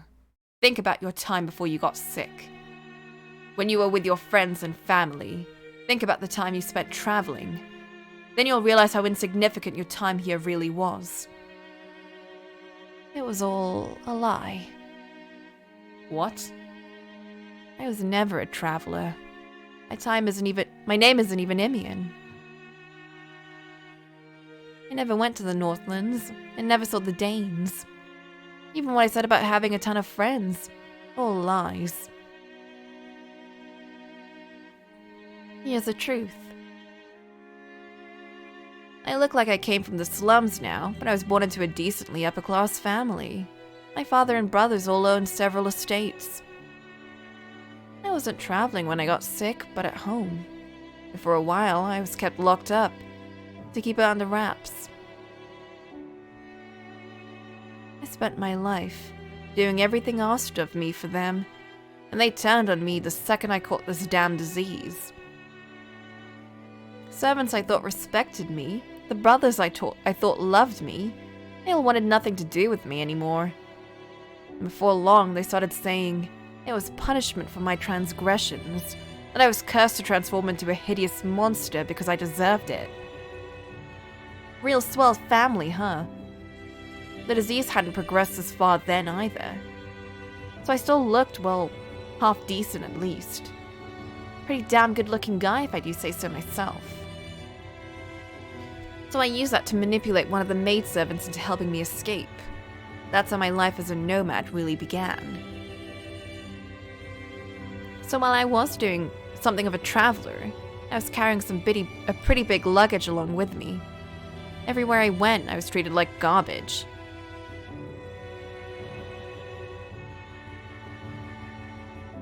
The Imian you met, brimming with self-confidence, was all an act. I'm sorry for lying to you. Why? Why'd I pretend to be someone I'm not? Because... No, I don't care about that. Why didn't you say something sooner? Imian's story, his life, was painfully similar to my own. I'd been called a demon, mocked and insulted, made out to be a madman, and then locked away when no one could see me. Everyone I had thought to be on my side turned against me. You should have told me. Cracks began to form in the thick shell I'd spent so long building around myself. Sharp claws dug their way through the flesh of my heart, which I had thought long since numb. Thick blood seeped from within me. It was absurd. If anyone here was hurting, it was Imian. If I'd known, I could have done something. Was that where I was going with this? I could have told him about my own past and we could have bonded over our suffering. That wasn't how it would have gone. Imian had told me what he had thought right off. I would have seen so much of myself in him, I'd have likely detested him for it. I wouldn't have wanted to get to know him better. I wouldn't have wanted to even see him. I suspected pretty early on that you'd been through something similar, that you weren't here of your own will, and from your mannerisms, that you came from a noble family. Which is why I didn't want to say anything. I didn't want you to think that was why I was here. I didn't stay because we both led tragic lives. That's not why I found it so comfortable here.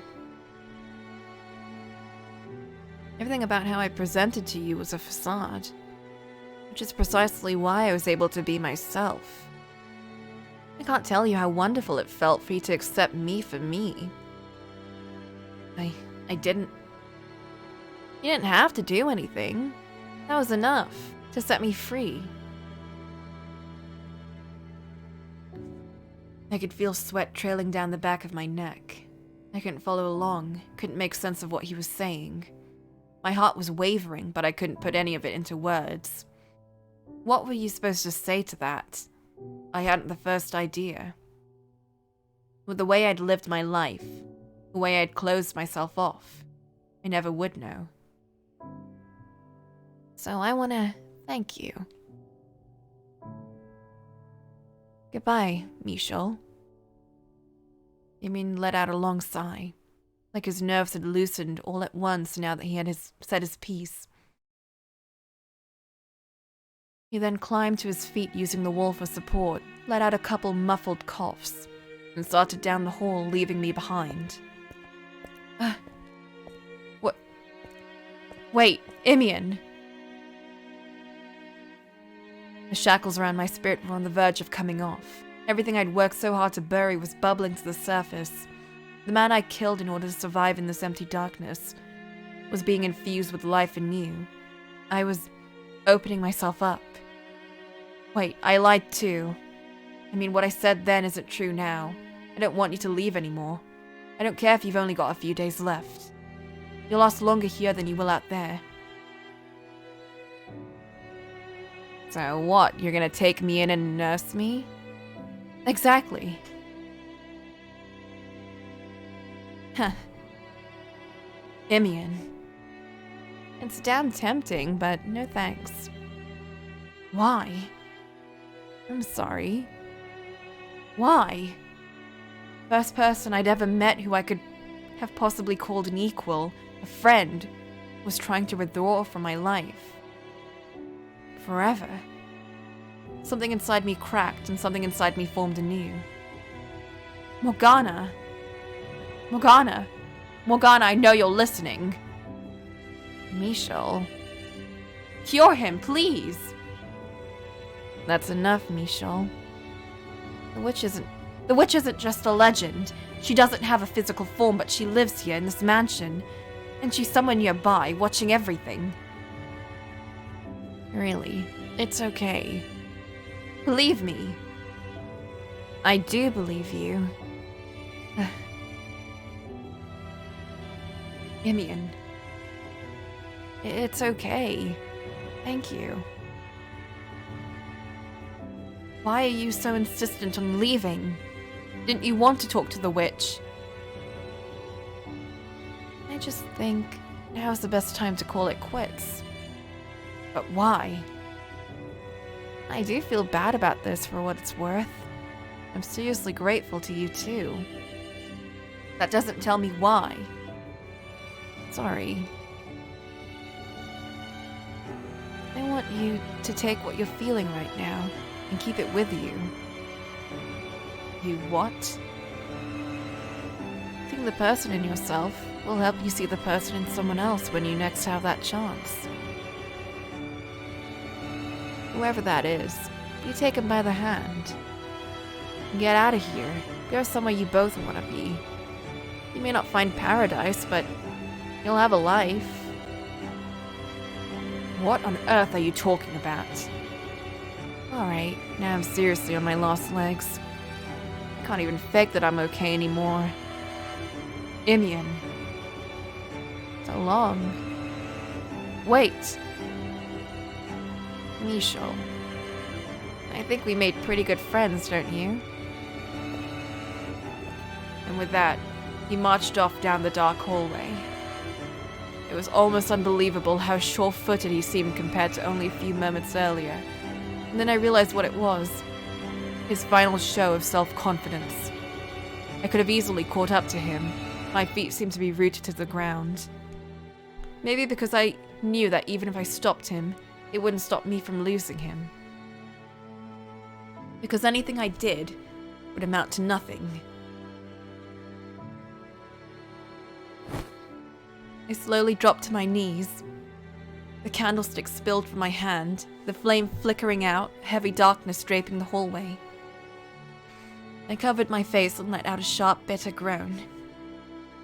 He had lived here less than a month. We barely knew each other well enough to call ourselves acquaintances, never mind friends. There was no reason for me to be feeling this emptiness. But telling myself that didn't make the pain go away. The pain of having something dear snatched away from you. A pain I had never ever wanted to have experienced again. I thought I could hear the witch cackling, whispering that opening myself up only made me vulnerable. That bringing that dying man into my house was only ever going to leave me feeling all the more lonely. I always belonged in darkness, not light.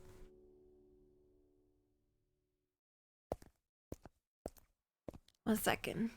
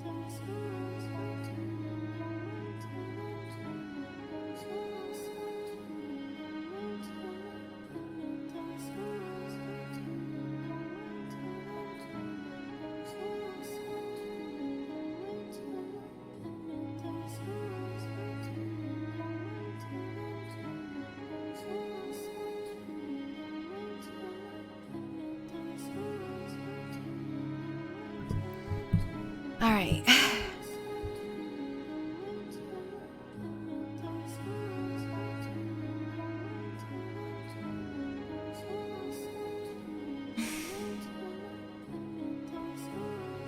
Oh, thank God he left the bar off. I barely got enough in me to push the door open. Is that really how you want to do this? Oh, it's you. Calling me surprised. I figured you'd be with Michel. I'm here to see you off for him. You mean you decided to get more entertainment out of me?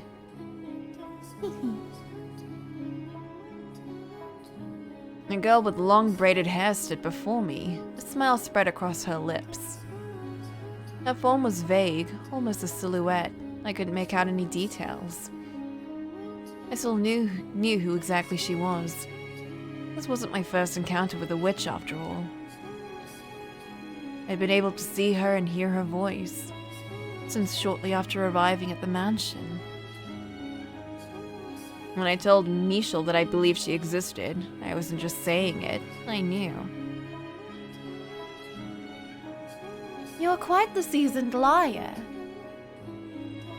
Making out like you're coming clean. And then replacing one set of lies with another. You can still go back and make it right. Tell him the truth and you'll have my wish. Think about it, my dear.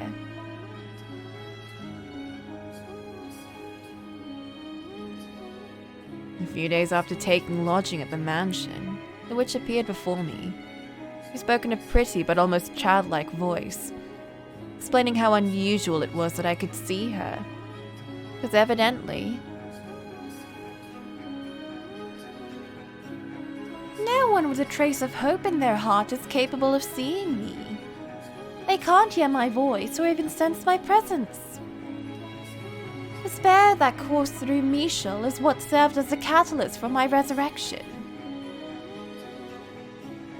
You're not here to be healed. You want to put a curse on someone, don't you? and that's right. Your eyes don't lie. I'm honestly kind of floored right now. First, a witch of legend is real, and second, she's not even human. A mortal could neither cause miracles nor cast curses. So, how do you know what I really wanted? It was obvious, my dear. All that murky filth swirling beneath your smiling visage is like a window directly into your soul. Sounds like there's no hiding anything from you, so I can just drop the act, huh? Tell me you at least can't hear everything I'm thinking. And what if I can? I would appreciate a little bit of privacy. Fear not, my dear. I don't have the ability to read your mind, no. But you should know the world as you living see it and the world I see are very different things. Emotions such as your seething animosity and desire to curse, as well as fragments of your memory, are all laid bare to me. I normally wouldn't bother sparing anyone a moment of my time. I have a mission to accomplish. I would like Michel to accompany me on the long journey to its completion. I don't have time to distract myself with anything else. If you were indeed nothing but a needlessly optimistic fool come in search of miracles, I would have done everything in my power to chase you out. So, I can assume the fact that I'm still here means you've taken at least something of an interest in me then. Indeed, for you were broken enough to come seeking me. Then I'll get straight to the point. I want you to curse my family. Every last one of those damn Castaneers.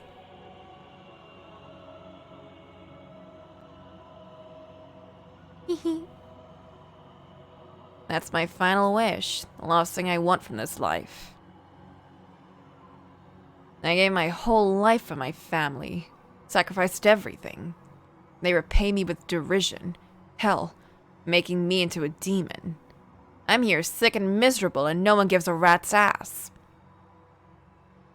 They need to experience the living hell I had to endure. I can't go in peace until they have. It would be my pleasure. Wait, seriously? What, do you not believe me?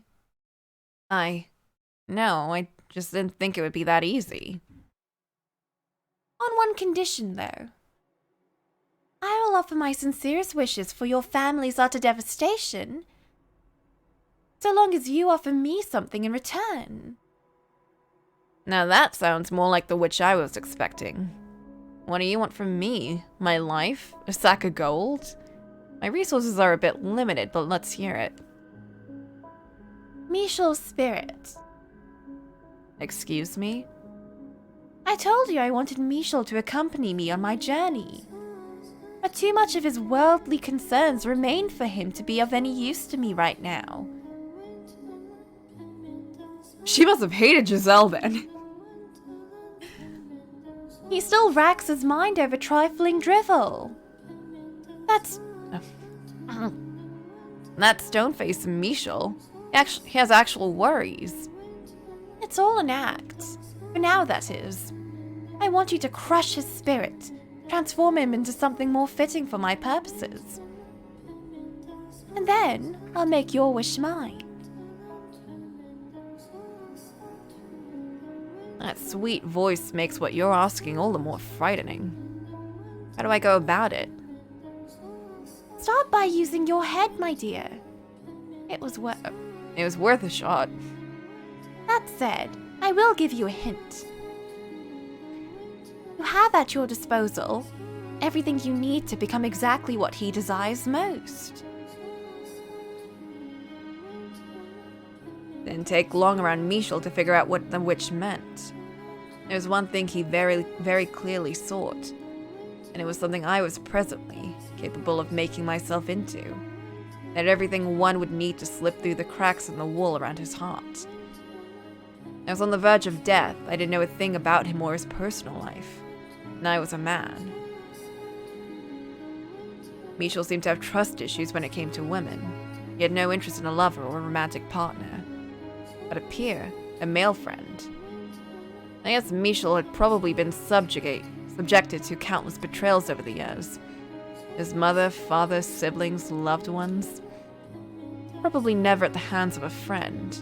I doubted he'd even had a real friend before. Morgana's proposal was for me to become his friend and then betray him.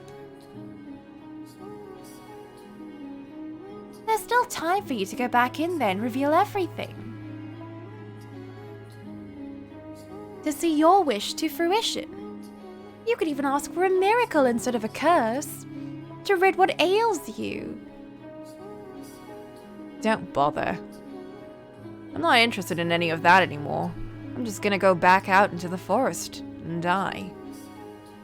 So no, you won't get me to go back there. I don't understand. What on earth brought you to this decision? I stopped caring about getting back at my family. That hatred was what kept me going for so long. It was what had driven me to wander in search of the cursed mansion. I had, in service of it, feigned getting friendly with Michel. Until at some point, it stopped being fake. I'd found something more valuable than petty vengeance. I wanted to live the rest of my life and then die for that.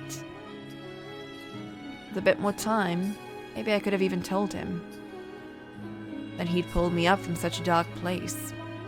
And then, were it within my power, I'd like to have done the same for him. But that was a dream beyond my reach. He would have to remain in his darkness for a while yet. I can understand losing interest in cursing them, but you're ignoring the other part of my offer. I could wish for a miracle. Perhaps you don't believe the cursed witch can perform miracles. But you would be mistaken, my dear. In life, do you know what I was called? A saint. Well, you're a saint with one hell of a mean streak. My, now that was hardly called for. I'll pass on your miracle, too. Can't imagine it comes free of charge when the curse had a price. You want me to go in and tell him everything, right? What do you have to lose? What possible reason could there be for you to hesitate? That should be obvious even to you. I want him to think of me as a friend. That is what he wanted, after all. A peer, a male friend. If I'm gonna go, I want to go out as that. You would give up your chance at life for something so utterly meaningless. I don't care how stupid you think it is. I didn't have enough time to pull him out of his dark place. But if at least he remembered me as a friend, that had some positive effect on him, however insignificant. I much preferred that to anything the witch was proposing. And just don't you go blabbing once I'm gone. I can't make any promises, my dear. You say a word to him and I'll curse you. My heavens! Are you picking a fight with a witch? Do you honestly believe you can curse me? You bet I can.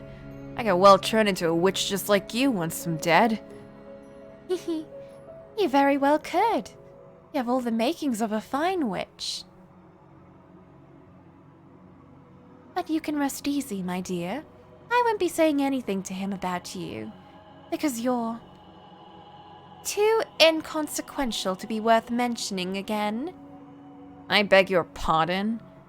At the end of it all, the only one Michel truly needs is me. What he wants is a curse, and I'm the only one who can provide it. You pretended to be his friend for a few weeks, but in a year's time, that memory will have eroded away into nothing. Your death will amount to nothing. All you did was cast a light on his isolation, and sooner or later, it'll transform him into an inhuman spirit who lives only to spread curses, much like myself. Now that I can say you're wrong about. There's more care and understanding in him than you realize. He hides it, but it's there. Don't fool yourself. The whole world isn't gonna bend to your whims. Morgana. There's nothing left I could do. I couldn't leave any more of a mark on him, nor could I free him from her grip. Someday, someone would appear. Man, woman, friend, lover, didn't matter. Someone would enter his life, take him by the hand, and lead him out of this cursed mansion. Someone would drag him out of his darkness. Well, you turned out to be quite the disappointment. Everything I once saw in your eyes has been purified away into nothingness. Mark my words, all your hopes will be in vain, and you can watch from the afterlife, helpless as everything I said comes to pass. I'll be praying from the pearly gates that you're wrong. Well, this is where we part ways then. Farewell, Naomi. Until our souls cross paths once more in the boundless spheres of fate.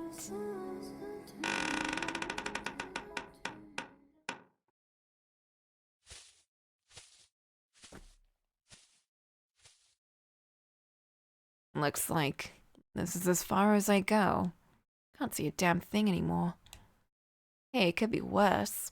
I feel like I've been set free. Like all my shackles have been loosed. Found one thing to appreciate about this disease. Gave me the once chance in my life to be myself. Huh. Hey, Michel. We're not that different after all. You were my first friend, too.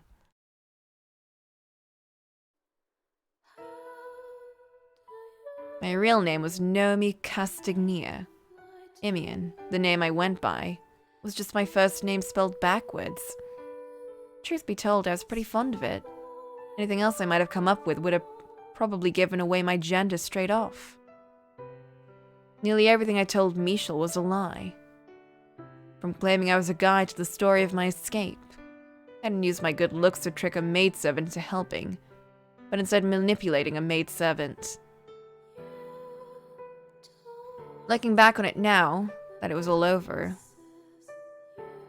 I felt like the fake me, Imian, was more me than the real thing.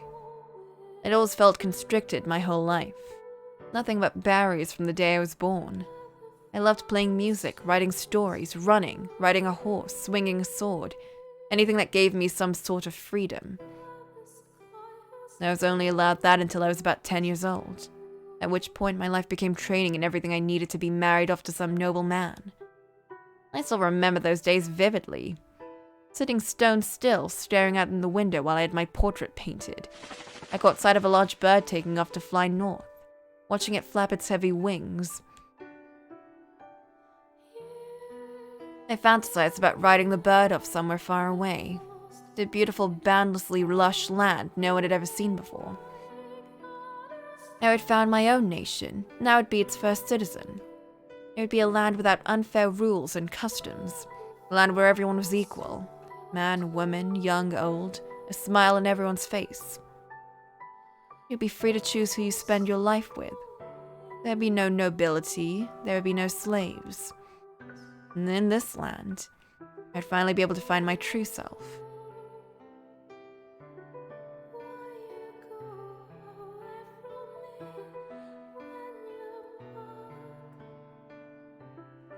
Misho?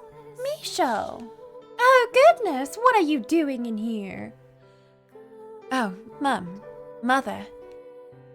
Still looking at that painting, are you? Yes, there's something about it. You agree with me, don't you? It's a wonderful proposition, but your brothers never seem to want to listen to me. We'll have to return the painting to the Castagniers. And after they went through all the trouble. Indeed. But all that aside, it's time for supper, Michel. We're celebrating Didier's return tonight, so don't you dawdle. You need to be there and show him how much you love him. Yes, Mother. I'll be right down. Don't keep us waiting. It's been bothering me. Why I couldn't take my eyes off that painting of the Castagnier girl. I think I figured it out. The forlorn look in her eyes. There was more than resignation in those eyes. A trace of longing lurked within them as well. She was looking out at a faraway world, distant not only in physical location from our own, but in time as well. A boundless dream dwelled in her heart. I found myself slipping into her place, fantasizing about that same distant land. A place where I was allowed to be myself, and if by some chance I were able to make it there, would I find you there? Know me?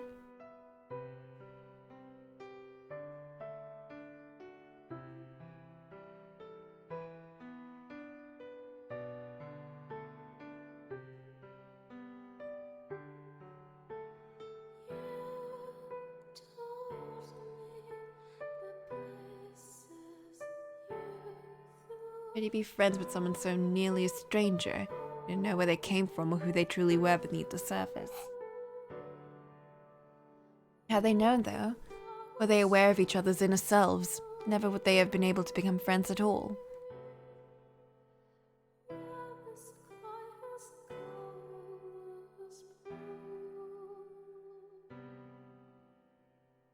It was precisely because the two knew nothing that they were able to know one another.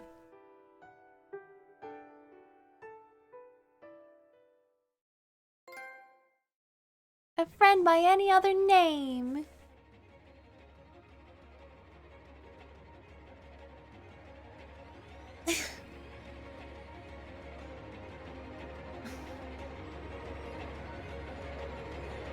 Oh, Emian.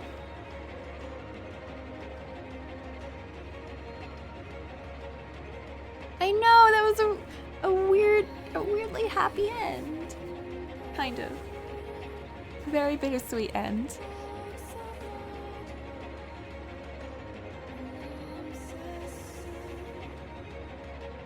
What time is it? It's currently 7:30.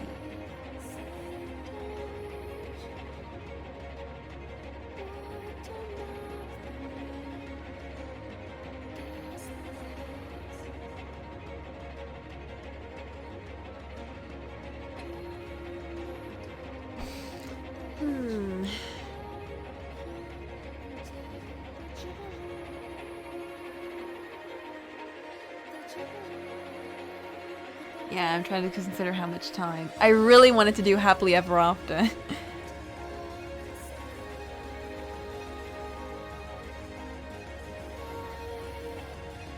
Heckin' responsibilities and making D&D sessions and heckin'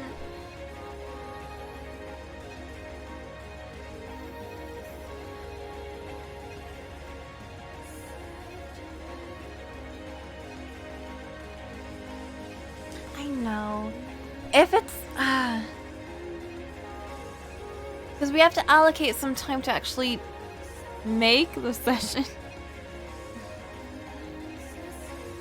We could start it very late. We could start it at 11 p.m.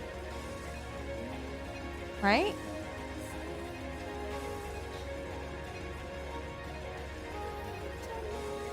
Right? Yeah, let's do that. Screw it, I really want to see what this happy ending is. I'm just gonna put some chips on the fire to eat. Yeah, we can do it fast. We can probably do it in like 30 minutes to an hour if we like really go at it. Just like get a basic story written down. We don't have to make it as long as the other one too. Remember. We can make it like a mini session or like kind of a session. Yeah.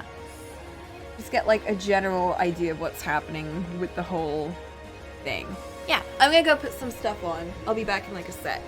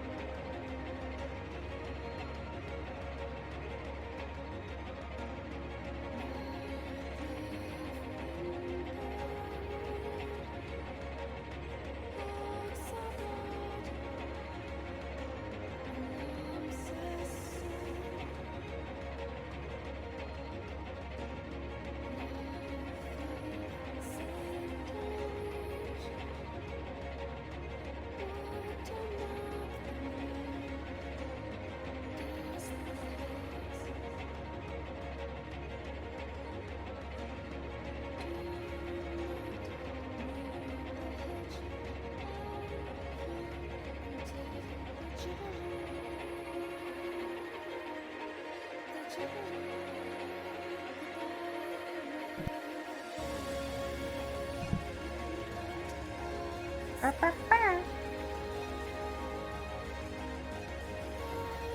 hey.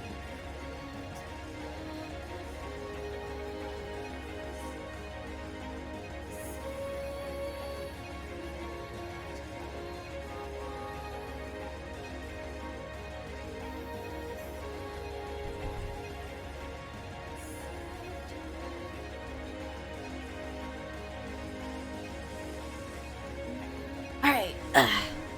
I have my stuff cooking. And it should be done in a bit. But I'll bring it over and eat it when it's done. So we don't have to take another big brick-oo. I know I'm the best. Are y'all ready for a happily ever after? Because I really am right now. I really want that. Let's do it.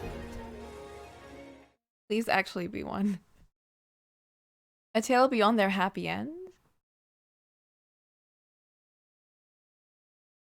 Oh. That has a future. That's a big future. Yeah, that's a for realsies bed and like a fan? Ugh.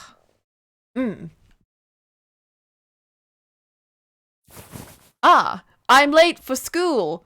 Puts toast in mouth and runs out the door. No going back to sleep today, Michel. What's the time? 9? We're meeting at 10.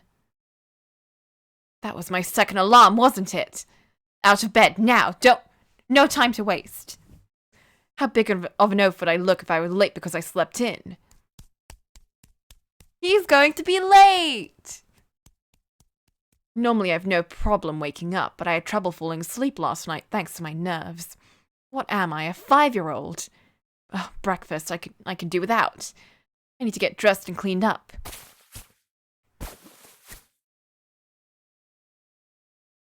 Teeth brushed, check. Hair brushed, check. Buttons all lined up properly, check. Tag removed from my new shirt, check. Room, disaster. I was planning to clean it when I got up this morning. Now, that's fine, though. It's not like I'm inviting her over. I shouldn't even be thinking about that on our first time out. Okay, all set. Here goes. So lewd.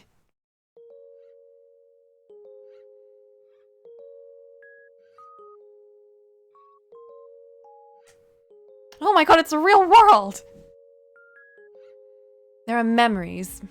Memories ingrained in my soul. Were I to tell anyone, they might think I was mad. Maybe that I'd been reading too many New Age self-help books. Or possibly even that I was a member of a shady cult. In any event, it likely wouldn't give many people a good impression of me. In my memories of my past life, the soul was held in great regard and the church wielded nearly absolute power. Neither of those things were true of the present day. While people had more freedom, more choices, more opportunities than ever before, there were things they had lost, no longer accepted. That the soul was real. That miracles actually happened. And that there was still so much about the world we didn't know, didn't understand. People these days were simply not inclined to accept such truths. I wasn't particularly troubled by the fact that few were likely to believe me. I didn't feel alone in my knowledge. Because I wasn't. Oh. Because on that fateful day we found each other again. She turned towards me, the very same Giselle from my memories. And just as I recognized her, she too knew exactly who I was. The two of us have memories. Memories ingrained in our souls. No longer did those memories serve as shackles.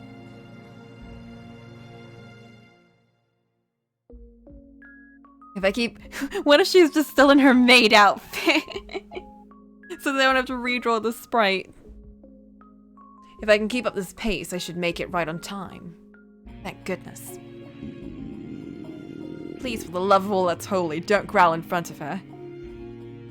In a turn of events that can only be described as miraculous, we were reunited after nearly 1,000 years. It was the sort of dramatic moment you might see at the end of a movie or a novel, the point at which the story was finished and nothing more needed to be told. But our lives continued on past that moment. Yeah. An uneventful, hardly noteworthy succession of days. Nothing particularly different from what you might find in any other random person you chose off the street. It was like the little fistful of happiness we had sought for so many years. We were just two ordinary people now. There's no drama or excitement in the tale that follows. Only a small slice of two regular lives. Hell yeah, I'm all about that shit. Give me all that normalcy. It had only been a week since our reunion. Where even is this? France? I guess they're just living in Paris now. Well, I would have loved... Oh, right, I guess they were in France in the beginning, too. Don't mind me.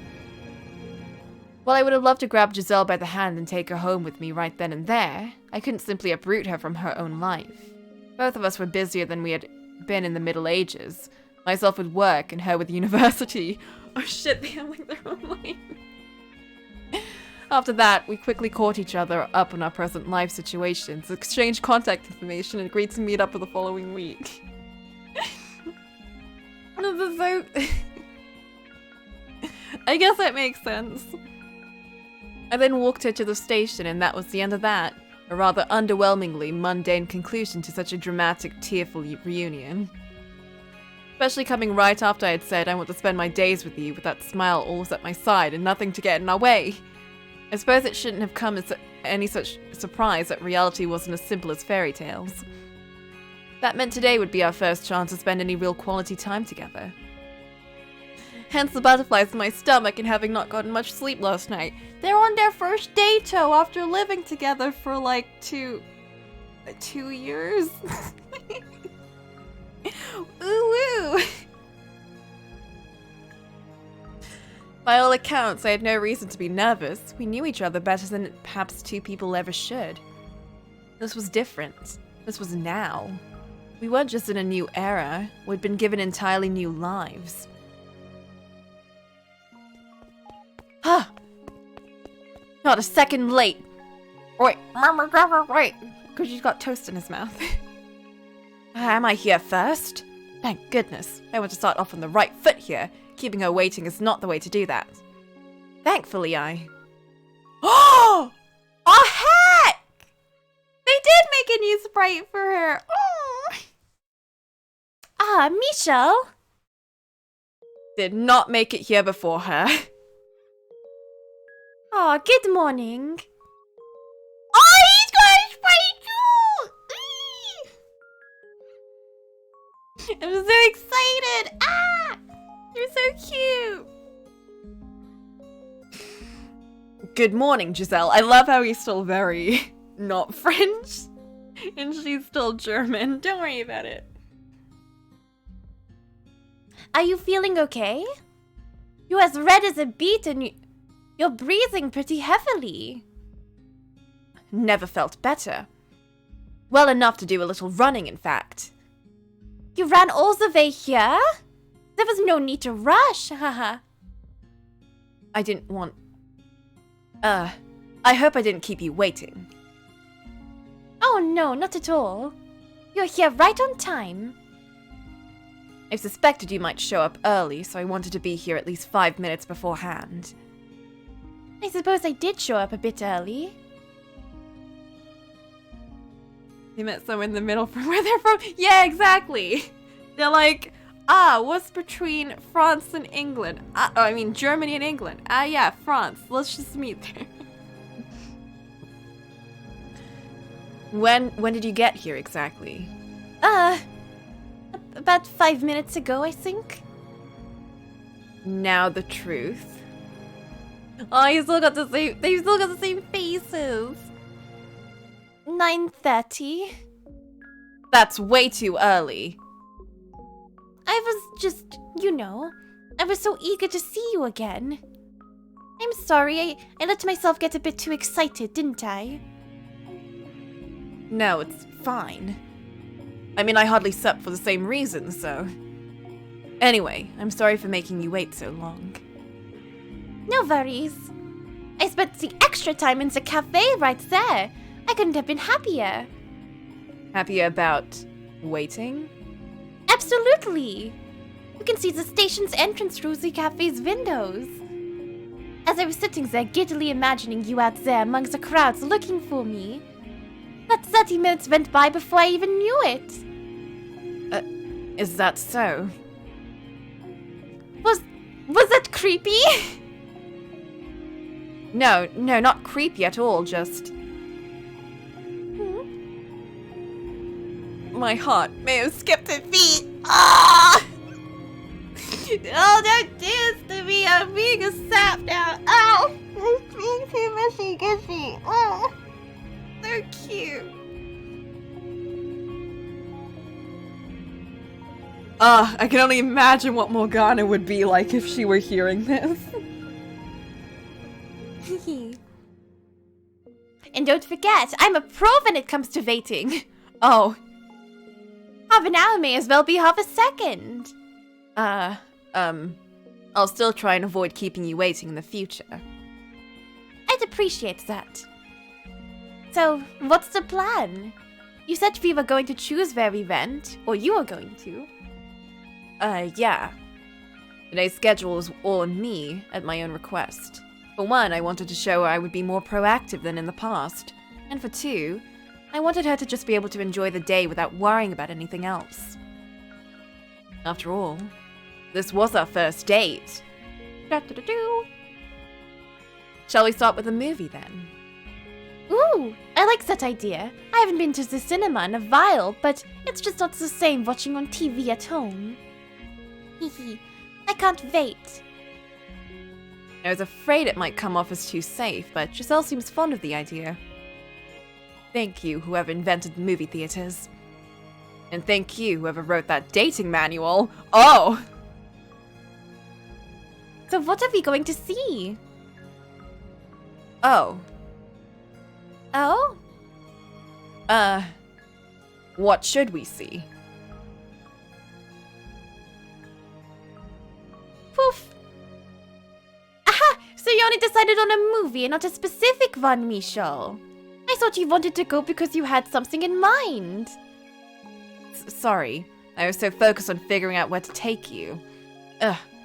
Tripped 2 steps out of the gate. Oh, don't beat yourself up. It's fine. Finding something to see once you're there is fun too. Let's do that then. We'll go to one of the bigger theaters. Something with a large selection. Perfect.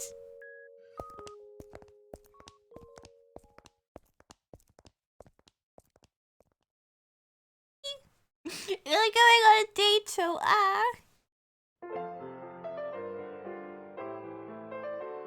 Michelle, very, very silly question for you. Yes? Are you someone who gets popcorn at the theater? Well, she wasn't lying about how silly it was. That said, my empty stomach appreciates her bringing up the subject of food. Michelle? Right. Not usually. I prefer to focus on the movie. Oh, really? I like to have a big bag to munch on while I'm watching, personally. By all means. It's not going to bother you hearing me crunch in your ear. Not particularly, no. If it were anyone else, then maybe. I'm in a popcorn mood today myself, so I'll get a bag as well. Can't fight this hunger any longer. Oh. Alright, then we'll get one salted and one sweetened. Ooh, the ticket counter's open. Have you decided what you're seeing? Is there anything you'd like to see? I was thinking you could choose. I want you to decide, Michelle. I'm curious to see what kind of movie you'd pick. I see. Well then. Oh no! Naughty! Oh my! This is very... Wait. Oh no, can I not save? Oh, I can. Oof. Very important.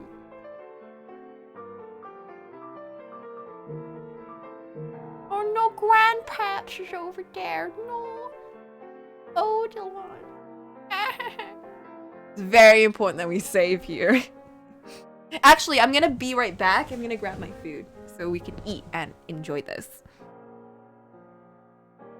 It'll also be very roleplay because they're gonna be eating popcorn, so I'm gonna be eating too.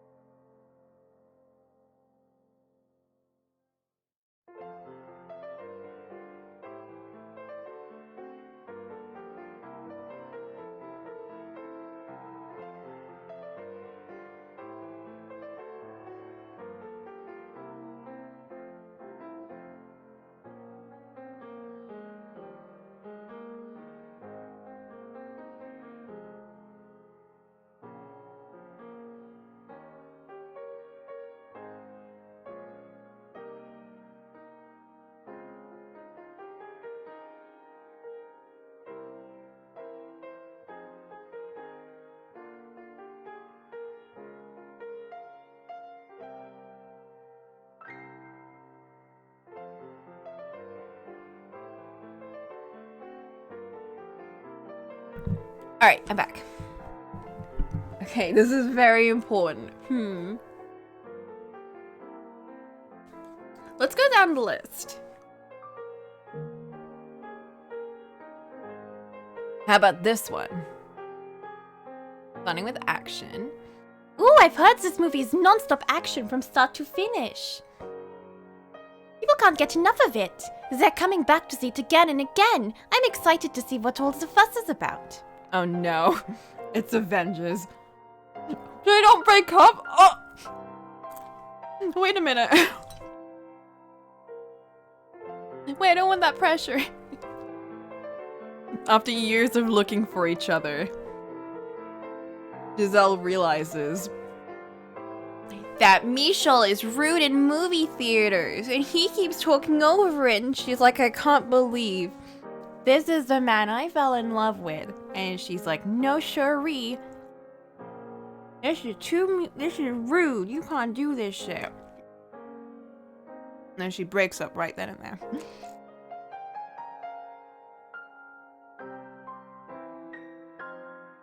oh no, buff guys with muscles. I'm a big fan of action movies.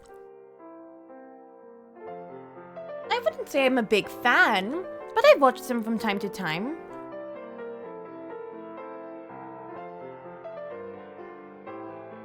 There's one showing on TV.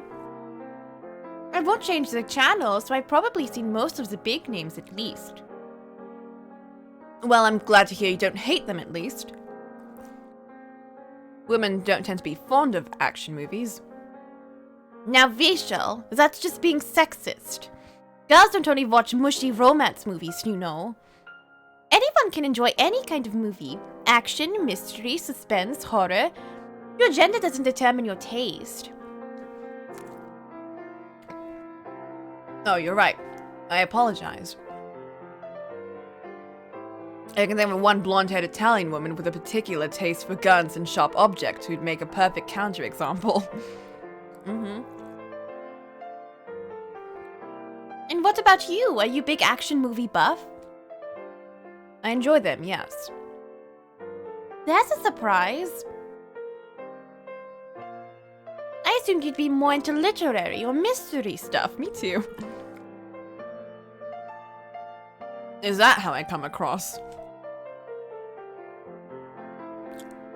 That's how I imagined you. It's always satisfying to watch a strong character in action. And sometimes I wish I could be like them. So what you're saying is you want to be all big and beefy. I'd never deny that.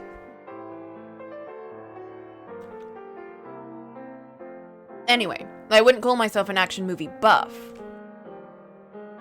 I enjoy watching them, but not any more than your average guy.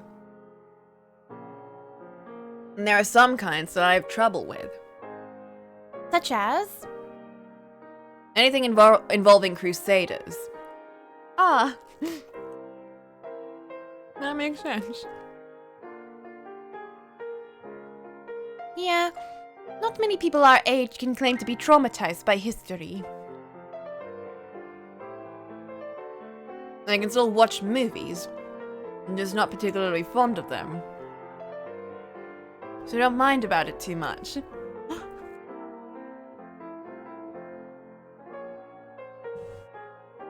Well, I'll go get tickets, or will you? I don't think you will, Michelle, because this is a never-ending time loop. Surprise.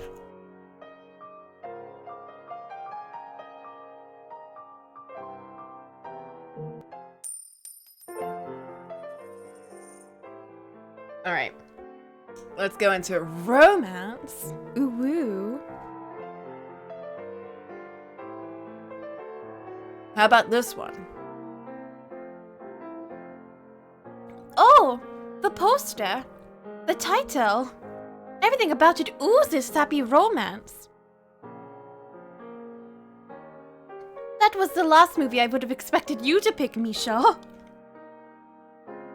Is this something you actually want to watch? You didn't just choose it for me. I have no particular objections with this movie. Although I'm not especially interested in it either. I know. You just want to see the lead actress naked. I beg your pardon. I mean, it is a romance movie, and that's an important part of romance. Maybe so, but I don't appreciate you making it sound like I'm just a horny teenage boy. Well, if that's not why you chose it, I'm stumped.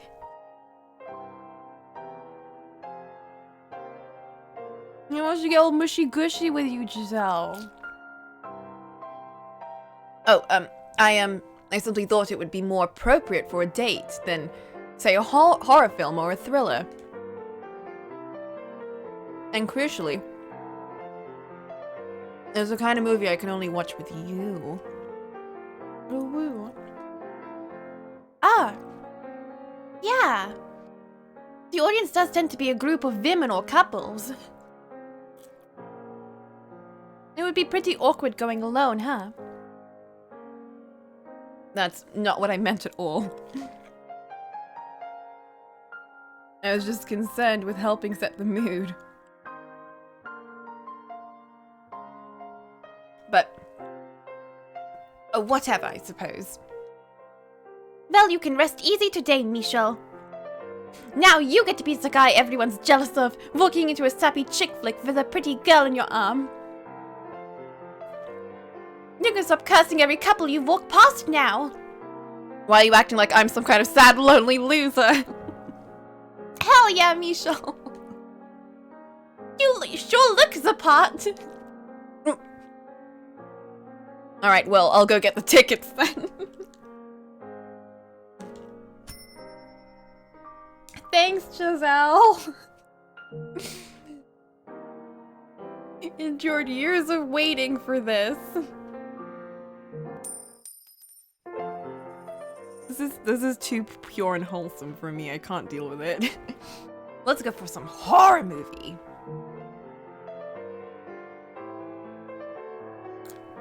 How about this one? Ah, it looks pretty scary. I hope there aren't too many jump scares. Am I resetting too soon? Oh no! Oh heck. Fine, I'll go further on then. If you're not a fan of horror, we can see something else. Oh no, I'm fine with the movie. I'm curious how it'll turn out, even if it does look creepy. Look at how much they packed into the poster. It makes you want to know how all the pieces come together. That's precisely why I chose this one, in fact. This part in particular, with the mansion draped in fog. Oh. I feel like I've seen this somewhere before. The similarity is probably coincidental. Mm-hmm. Oh, and did you read the tagline? Death shall befall all you who set foot in this house. I feel like I've heard that somewhere before. Like you said, it's probably a coincidence. That said, I'm even more interested in seeing it now for other reasons. Mm-hmm. Indeed. Alright, well, I'll go get the tickets. Morgana's now a horror movie writer. Yeah, exactly. Heck.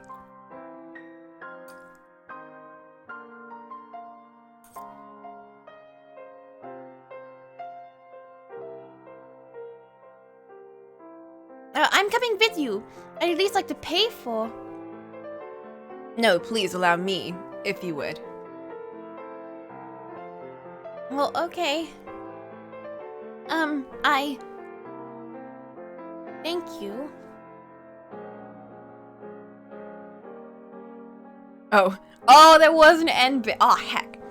Oh my god, that scared me silly! The part where the maid's face appeared out of nowhere in the wall made me about jump out of my seat. No! Same here. And then it turns out that she's the real heroine. Whoa, that's something. Mm-hmm. I may cry again just thinking about that ending. Mm-hmm. A coincidence.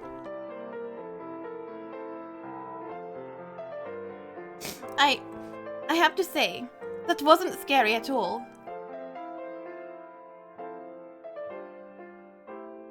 No, not really. It felt like I knew everything that was going to happen. Surely, it is just a coincidence. Right? Probably. It wasn't exactly the same. And there are hundreds of horror movies set in old mansions. Yeah, that's got to be it. I need to remember to look up the movie staff. It was a long shot, but maybe someone we know is involved. So even setting that aside, it wasn't a particularly scary movie. I don't think movies about ghosts will ever be able to scare me. Oh? And why's that? Well, because I kind of know what it's like, maybe? Good point.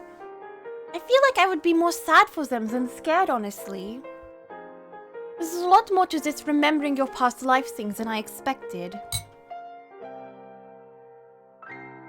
I'll say. Oh. Back to the list. Maybe we should go back to the other two and see what they're like. real quick.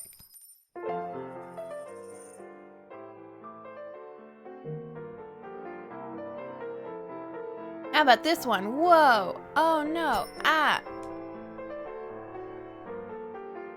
Action sure is cool. And I'm trying to eat and hit this button.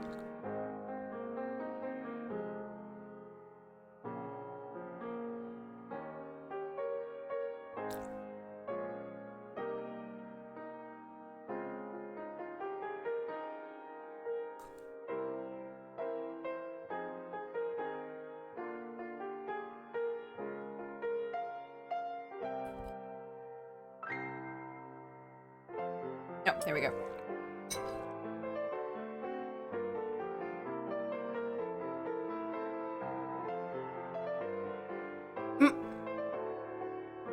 That was amazing! Cars zooming through the desert, non-stop explosion, badass ladies, a flame-throwing guitar. I have a need for speed right now. Oh. Whoa, whoa, whoa, whoa, whoa, whoa. Slow down, Giselle. It was an impressive movie, I'll give you that, but what are you about to do? I'm buying a motorcycle. Do you even have a license? Who needs one when you can feel the speed? One sec.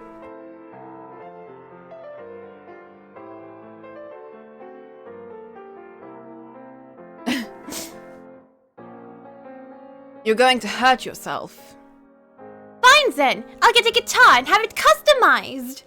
Oh, you're going to hurt someone else. Can I at least get my head shaved? Please, for the love of God, no. Giselle, please. Oh, finally, you've settled down. Sorry, I'm okay now. The movie just dug its claws so deep into me, I couldn't get them out even after it was over. What a terrifying film. I'm more terrified by what it turned you into. For a moment, I was sure you were actually going to shave your head. I can be influenced pretty easily by movies and stuff. But don't think I get like that after every action movie. I would advise you never watch one again if you did. Don't you worry, though. I'm back to my calm and tranquil self now. I question whether those words are ever appropriate to describe you, but nonetheless, I'm glad to see you're back to normal. I don't think I've ever seen such an exhausting movie before. I feel like I've spent 2 solid hours sprinting. Nothing's on the agenda. But more time leaping. Oh heck, what's a romance one gonna do? How about Whoa, the title! Whoa, it's like a romance movie. It's crazy.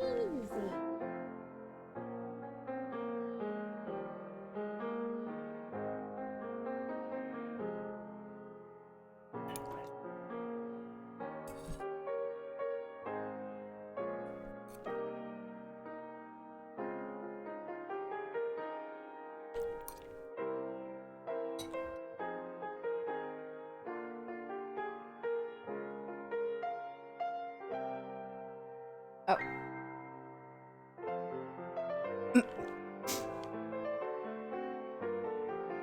Something lonely loser Michel.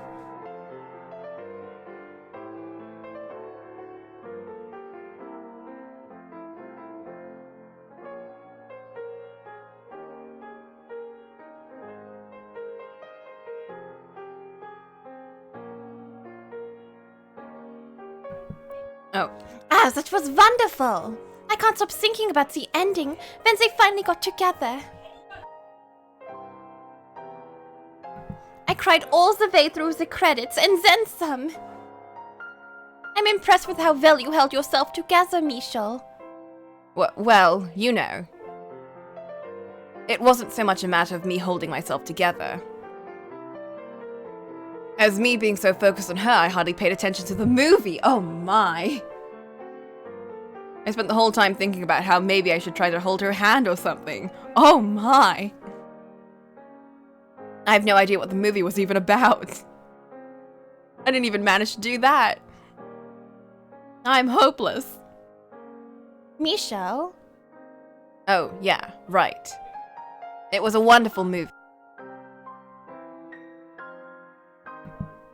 It was! So tell me, what was your favorite scene, Michelle? What? What was yours, Giselle? No hand-holding too lewd? You right. It was a tough choice, but I'd have to say the part where the girl about to fall into a pit of lava and the guy just to save her? But what romance movie was this? What the heck hell kind of movie was that? Yeah, I agree. That part had me on the edge of my seat. You don't remember a thing about the movie, do you, Michelle? Heck. Huh? Why on earth would there be any lava pits? I swear, you were distracted the whole time. Oh, sorry. I was right, wasn't I? You don't like romance movies very much. I wanted you to pick something you would like, not force yourself to sit through something just for me. It's not that I don't like them, just... Next time, we'll see something more to your taste. Maybe a movie about a serial killer that targets couples. Giselle. Why do you think I have some kind of grudge against couples? I mean, you look the part. I probably deserve that, but still.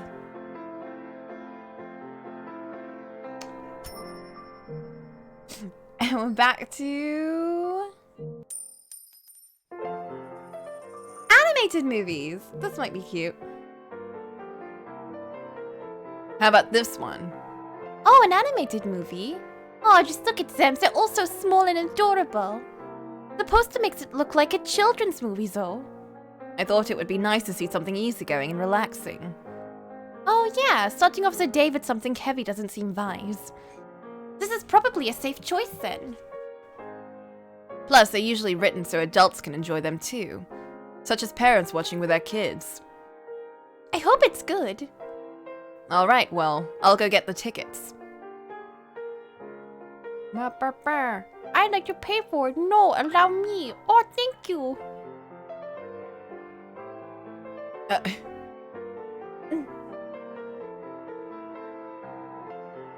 Why did Kenny die so many times? What? Why indeed? Why was it so gruesome when everyone's so cute and stylized? Why indeed? It was a cartoon. Why was everyone so vulgar? Why indeed? That was not the calm and relaxing movie I was expecting.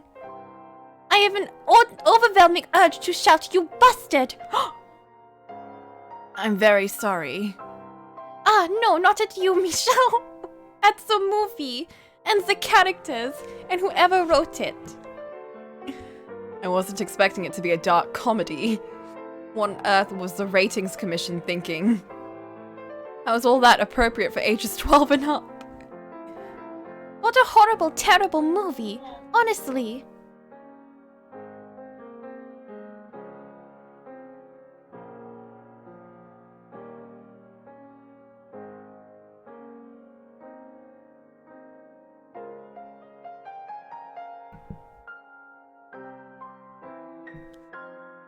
So, it was pretty funny. Oh, she's got dark humor. To tell you the truth, I had trouble holding back laughter at points as well. Ahaha! I guess a little bit of dark humor isn't bad every once in a while. Looks like it was based on a TV show too. We should get together and watch it sometime. 30 seconds ago you were saying it was terrible, now you're planning a binge watch. I'm not going to binge watch it, silly. I'm certainly not curious to see how many different ways they can come up with to kill Kenny. Wait a minute. Was this a South Park movie?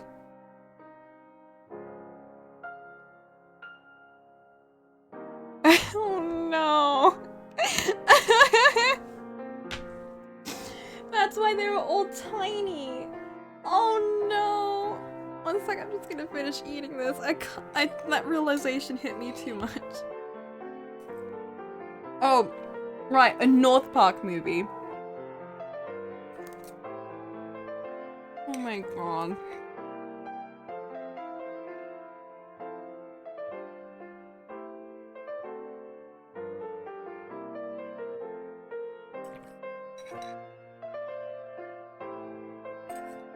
One sec, I'm gonna be right back. Oh no, it's autoplaying! No! Ah! Ooh, oof. Oh my god, what if I just left that on and came back? Oof. Alright.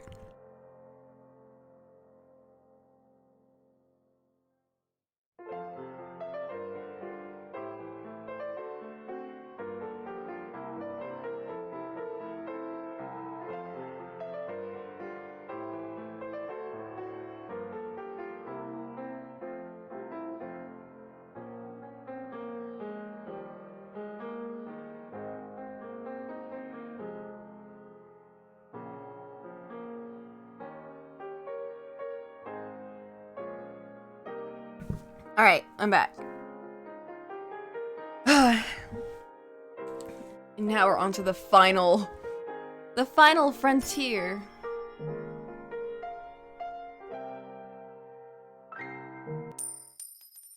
Wait, that is not the one I wanted to go back to.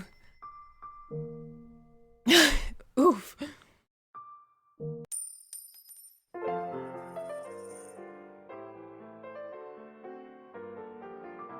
Alright, something naughty. How about this one? What? Huh? Do you really want to see that fun? Yes, it sounds like an interesting romance. Busty made paradise lost in her mountains.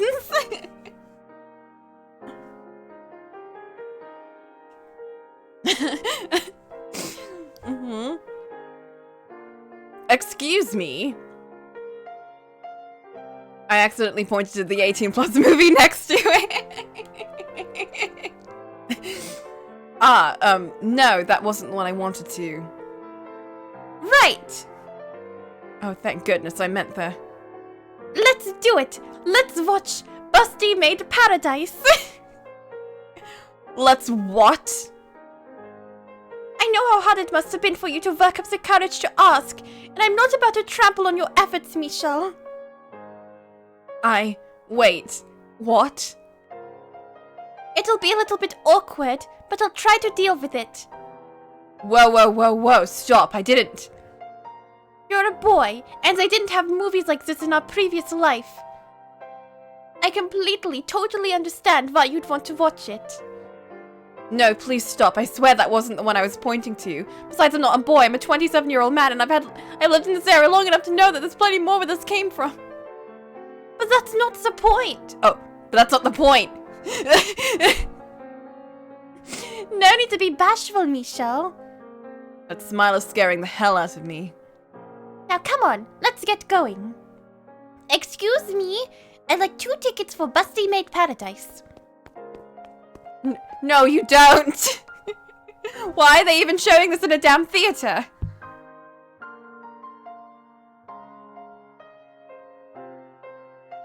Oh my god.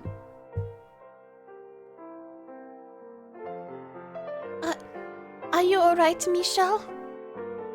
I live.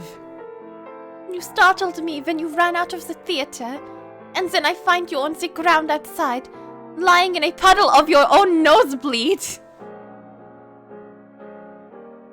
You should get some rest. There's a bench right there. I'm sorry about everything. Haha, I had fun watching your face turn every colors of the rainbow. So don't worry about anything. How am I supposed to not worry? It was my job to plan out this date. And they've gone and made a total disaster out of it. And it was a very bold film, what we saw of it at least. I've never seen one of those kinds of movies before. I'm not sure what I'd even say if you watch them regularly. Do you watch them very often, Mitchell? What? I mean, most guys do, right? Well, Don't be afraid to tell me. I'm very open-minded. I wouldn't be upset even if you watched them every day. I see. Although, now that you have me, I kind of don't really like that idea of you looking at other women like that. I'm kidding. Forget I said anything. Sure. That nosebleed's still going, huh? Whose fault is that? Oh, thank goodness it stopped. Thanks something. I was getting ready to call an ambulance if it went on much longer. would make a great punchline to this train wreck of a first date. Well, now that you're feeling better, what's next on the schedule? Lunchtime, maybe? I was thinking we could go to a cafe nearby and relax. Or maybe a park. The weather's quite nice. Let's go to the park then. I brought lunch for us. Oh, you did? Does that mess up your plans? Oh, no, not at all. I'm thrilled. I love your cooking. Thank you. This will be the first time you've had it in a millennium, huh? Not something you hear every day.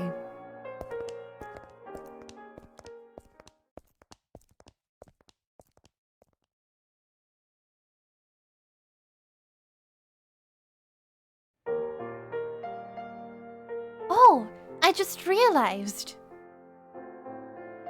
Are you alright spending so much time outside? You're still sensitive to sunlight, aren't you? Sorry, I should have asked you sooner, but it completely slipped my mind. Oh, don't worry, I'm fine. A lot of progress has been made in the last 1,000 years. My doctor has me using special sunscreen. I make sure to keep a pair of sunglasses on me at all times. While it does still cause slight inconveniences, the difference between before is night and day. I'm so glad to hear that.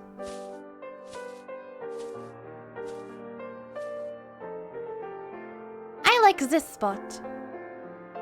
There certainly are a lot of people here. Oh, there certainly are a lot of people here, though I suppose it is the weekend. Now Schmooch, oh my. Oh heck, my tablet battery's dying. Oh no, it's at 1%. Heck. Wait, my phone's right here though. Can't believe I misplaced it and it was right here the whole time.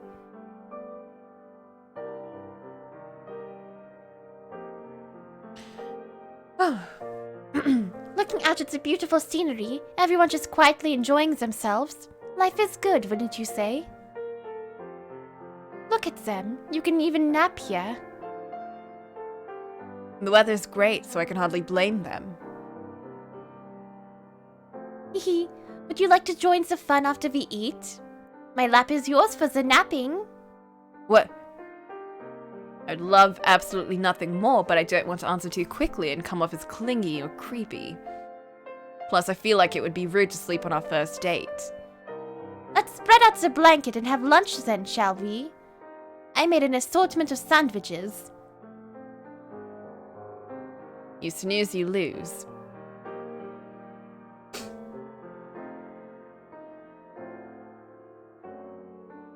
Thank you very much. The sandwiches were delicious. Oh no, it was my pleasure. Next time, I'll cook. Wait! I'd love to make you something a little more hearty next time. You have to come over sometime. I'd be happy to, but don't you live with your family? Would that make it too awkward? I'll wear my best suit and bring a gift. That would make it even more awkward. My mum and sister are relaxed, friendly girls. Make yourself right at home. And your father? I know he passed away when she was young in our previous lives. Oh, my dad. I guess it's the same this time around. I forgot about him! He's always like, if you bring a guy home, I'll make sure he never comes back alive.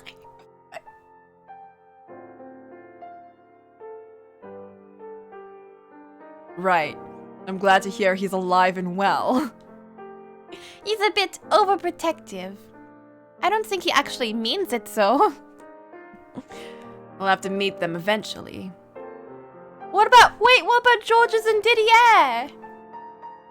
I'll make sure I'm ready for anything. And, how are your parents, Michel? They're doing fine. They live in the suburbs not far from here. Then I go back to visit occasionally. Oh, neat! It sounds like things are pretty different for both of us this time around. Out of curiosity, are your parents Lady Lydie and Lord Antonin? I don't think the Lord and Lady is necessary. Ah, force of habit. No, they're not my parents this time. Ever since my memories came back, I've had odd moments of disassociation, where my life doesn't feel like it belongs to me. Oh yeah, that happened to me a few times too.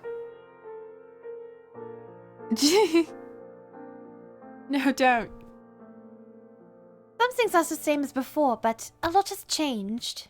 Sometimes memories of my own family come back to me. I start wishing I could see them again. Tell me. Am I any different? I am, aren't I? I can't possibly be the exact same person I was back then. I have a different family, different values. I was raised in a different environment. The same could be said of me. I've led a very different life than my previous one. I've read that we're always changing. We're never exactly the same person we were even a second ago. Oh? Cells are constantly dying and dividing. Around 10% of the bone tissue in your body is replaced every year. I can hardly be considered the same man I was a few years ago, never mind in an entirely different life. I guess.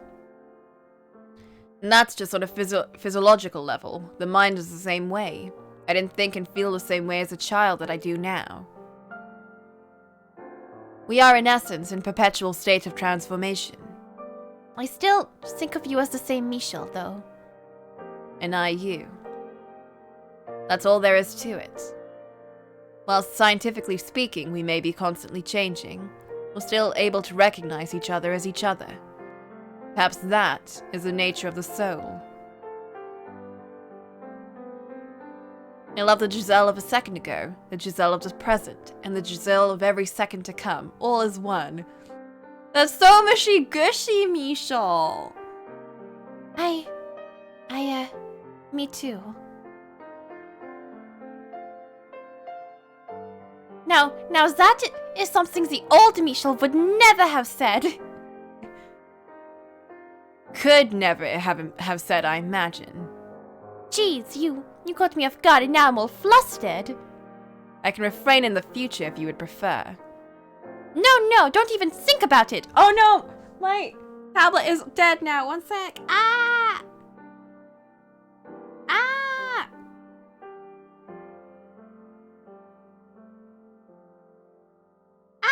If you're not saying anything, I can't see it. Oh no!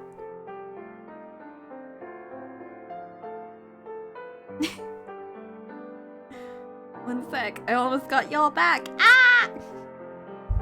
Alright, I'm back. Technically, y'all never left because I could just look at my laptop, but that's a lot of effort to like turn my head to the side, so you know. What? I missed it. Don't lie to me. I can see what I missed.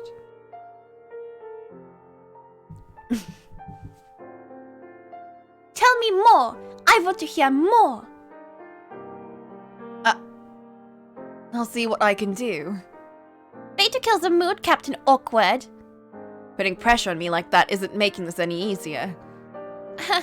You really aren't all that different, are you? Probably not. Yeah, little did you know, I'm a huge narcissist. I never miss a beat. I still sometimes wonder if maybe this is all a dream. I honestly wasn't sure we would ever cross paths. That we would ever have this reunion. I even questioned whether anything I remembered was true. Maybe I was just delusional. No one believes in reincarnation or past lives today, so it was sometimes hard to believe it myself, you know. But still, you came looking. For as much as I couldn't believe, I wanted to believe 10 times more. Woo! That our time together, that the things I felt, that everything that took place in that mansion wasn't just my delusion. I'm so glad I did. As am I. I felt much the same way. I thought I was confused, my mind playing tricks on me, but as time passed and the fog slowly cleared, I felt a strange certainty that I would find you if I went there. I'm so glad that I did. Hehe. I wonder what everyone else is up to. Everyone else? I mean, we're here, so it wouldn't be that strange if everyone else that was trapped in that mansion were too. On my way to go see you that day, I actually ran into someone we might have known. Yakko! Oh? A man with wavy hair lost his hat in the wind, and I picked it up for him. When he saw me, he asked if we had met before. And the way he talked, it sounded like he was looking for someone. Huh. Do you want to maybe see if we can find them? And do what? I don't know. Have a class reunion. A 1,000-year reunion would be quite the unusual event. I wouldn't mind seeing them, although I don't think we should go out of our way looking. They have their own lives now, much like we ours. We're free from the shackles that once bound us, and we should continue to be free to walk our own paths. Yeah, you're right. So I do kind of hope we run into each other sometime. If we do, that simply means we were traveling intersecting paths. I like the sound of that. The hand of fate guides us. Indeed. Though to tell you the truth, until recently I didn't believe in fate or miracles or souls. Anything that couldn't be demonstrated by science. Oh, you didn't? I guess that's normal in this day and age. Now that I've experienced it for myself, I can no longer not believe. It would be hard not to. Michelle? I know I just said we shouldn't go out of our way to look for anyone. There is one person I would like to find. Oh, I know! Your brothers! I said one person. Though I would like to see them too. I was referring to her. I promised her that when we meet again we would be friends. I'd like that too. See her again, to be friends, and to put a smile on her face. Well, I think we've done enough relaxing to last all week. Did his bros not get reincarnated? What's next on this schedule? I mean, I wouldn't mind staying here all day if that's what you want. I was thinking we could head into town, maybe do some window shopping. Sounds like a plan. Hehe. Was there something funny about that? Just, who would have thought the day would come when you would suggest we go out into town together? A love hotel, oh my! I wasn't holed up in there because I wanted to be. If things were different, I would have had no problem going outside. If you say so, Michelle.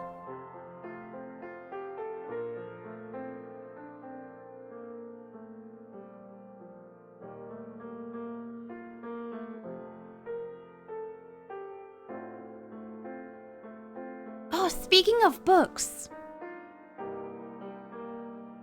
Have you ever thought about writing anything, Michelle? Write a novel? Why would I? You've had some rather unique experiences. I thought maybe they might take a good book. Or make a good book, even. First of all, I have the writing ability of a 7th grader. Oh, that's surprising. Do I look like the writing type? Yes? You're smart. It seems like something you'd be good at. I probably would be much better conversationalist if I were any good with words. I wasn't actually sure if you realized how bad you were at that. I can assure you, I'm well aware. But you know, being able to express yourself verbally and on paper are two completely different skill sets. It may take you an hour to come up with exactly the right words to use, but writing doesn't have a time limit.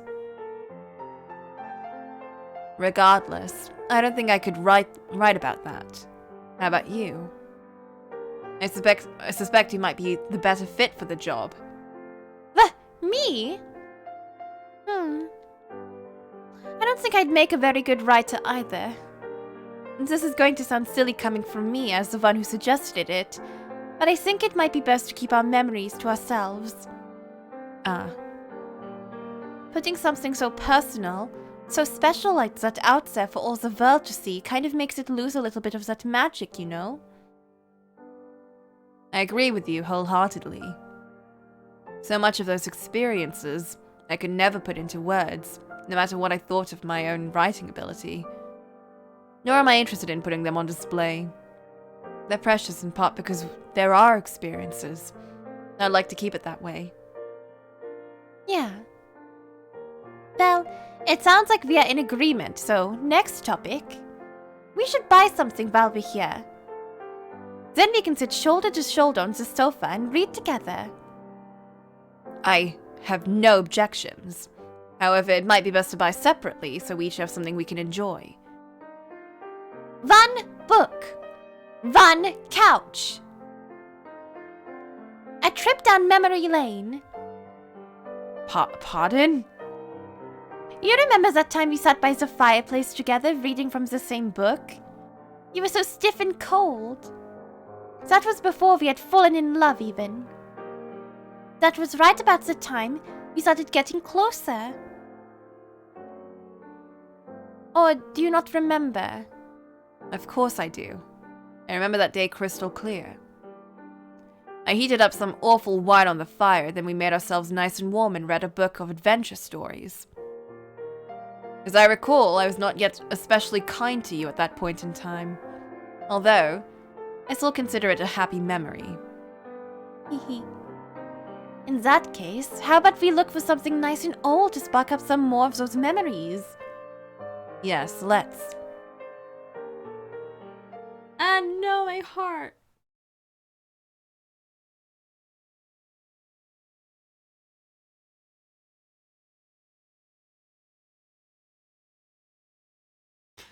Can't believe the sun's already set. Why can't there be more time in the day? Your parents will probably be worried if you're out much longer. Let me walk you to the station. Giselle? Give me 3 seconds.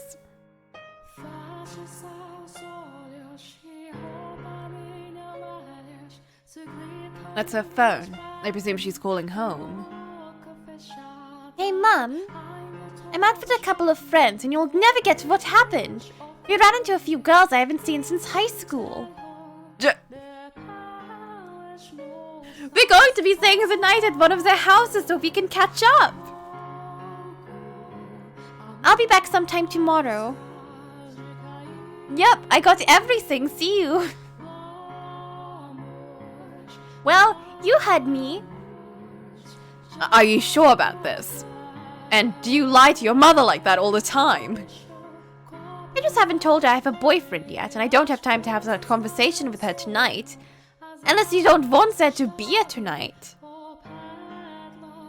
I didn't think you were the lying type. I can be a bad girl when I feel like it. She believed me without a second thought because I'm normally so well behaved. I've never given her a reason not to trust me.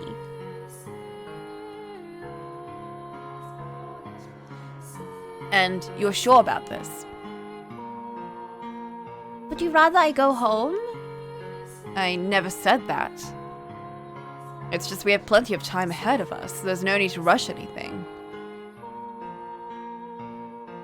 I tried to hide it and probably not done the best job of it.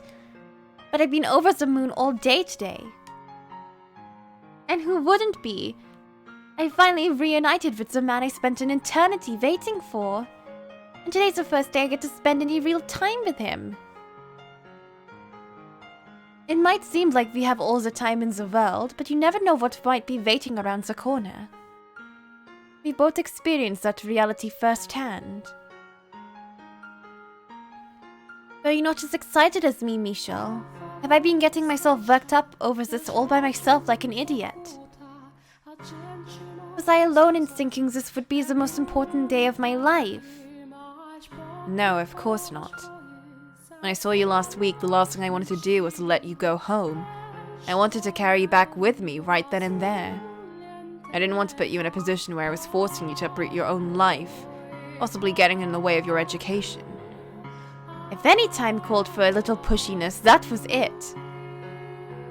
Yes, this was just an ordinary date, but it's a miracle it ever happened.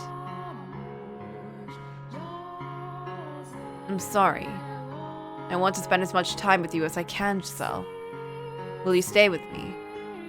Hehe, absolutely. Oh, and there's another thing that's changed about you, Michel. You learned some basic social skills, like reading between the lines. You act like I wouldn't have been able to figure out what you wanted me to say back then. Okay, you're right, I probably wouldn't have. Haha, I didn't think you'd concede that fun. Huh. Anyway, what now? Should we find a restaurant and have supper? Remember what I said about being pushy? Now's the time. What meaning? You're going to make me spell it out for you. I want you to... Two? You know, take me to your... Of course. I would love to take you back to my, crap. It's still a complete mess. If I bring her to a hotel, it'll look like that's all I'm in it for. I just need to ask her to wait for a little bit, for me to buy enough time to at least make it look like a tornado didn't just pass through. Michel? Let me guess, your place isn't presentable. Well, that might be putting it lightly. How many naughty posters do you have? Not a one. What about blow-up dolls? Even fewer. What do you think I am? You don't need to hide anything from me, Michel. No matter how strange your fetishes are, I promise I won't judge you. I love the old Michel, and I love the new Michel. All is one.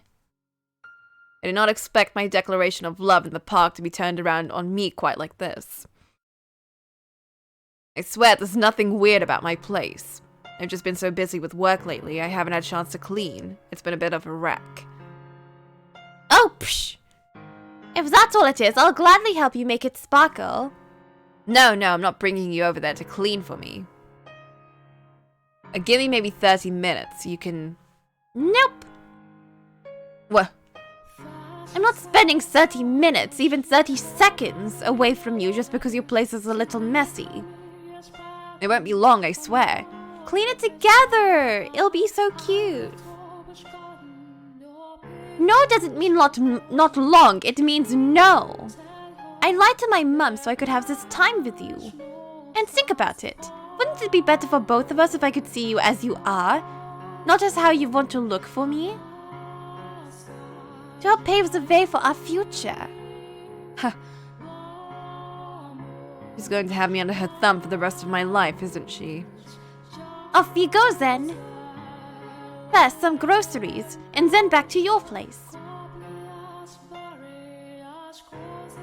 Off we go. Here we...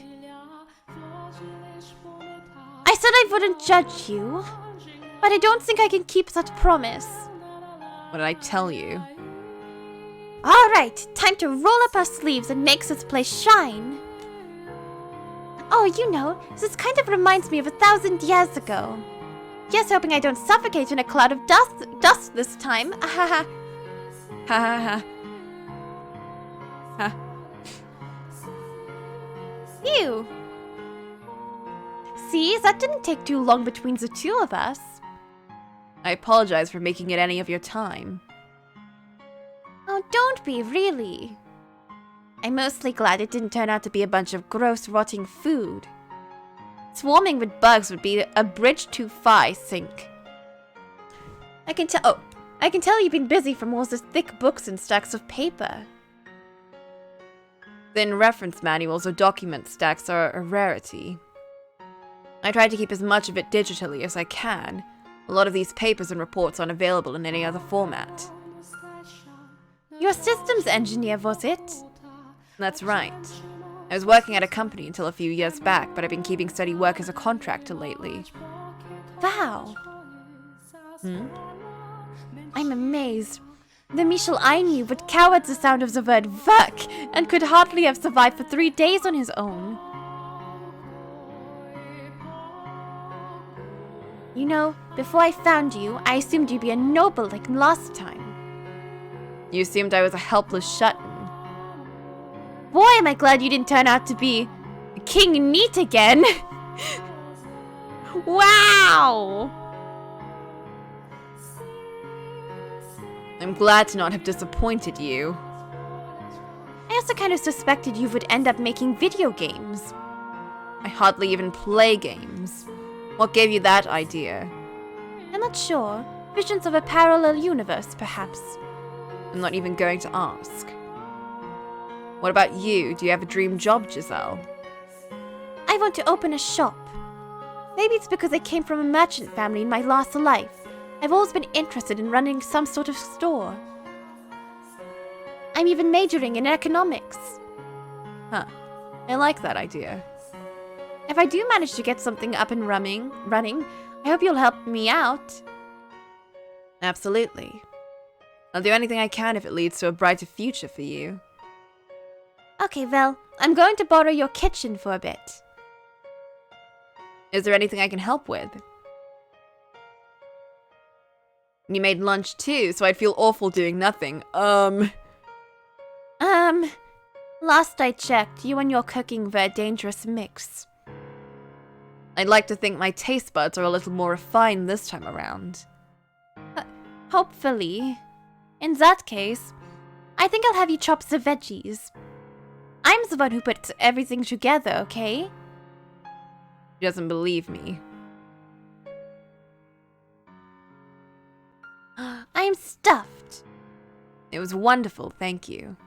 Watching you work is like watching someone perform magic. Was I doing something funny you didn't tell me about? No, that's not what I meant. Just the way you managed to make everything so perfect without even looking at a recipe.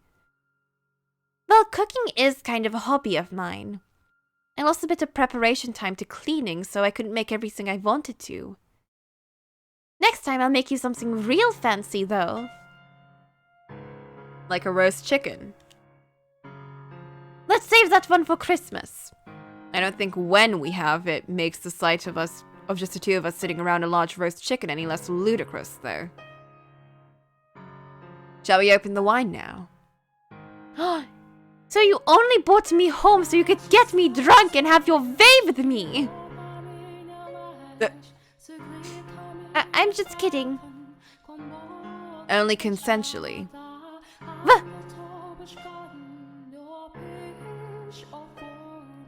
I'm joking. Let's have some wine, shall we? I said I wasn't okay with it. Oh my.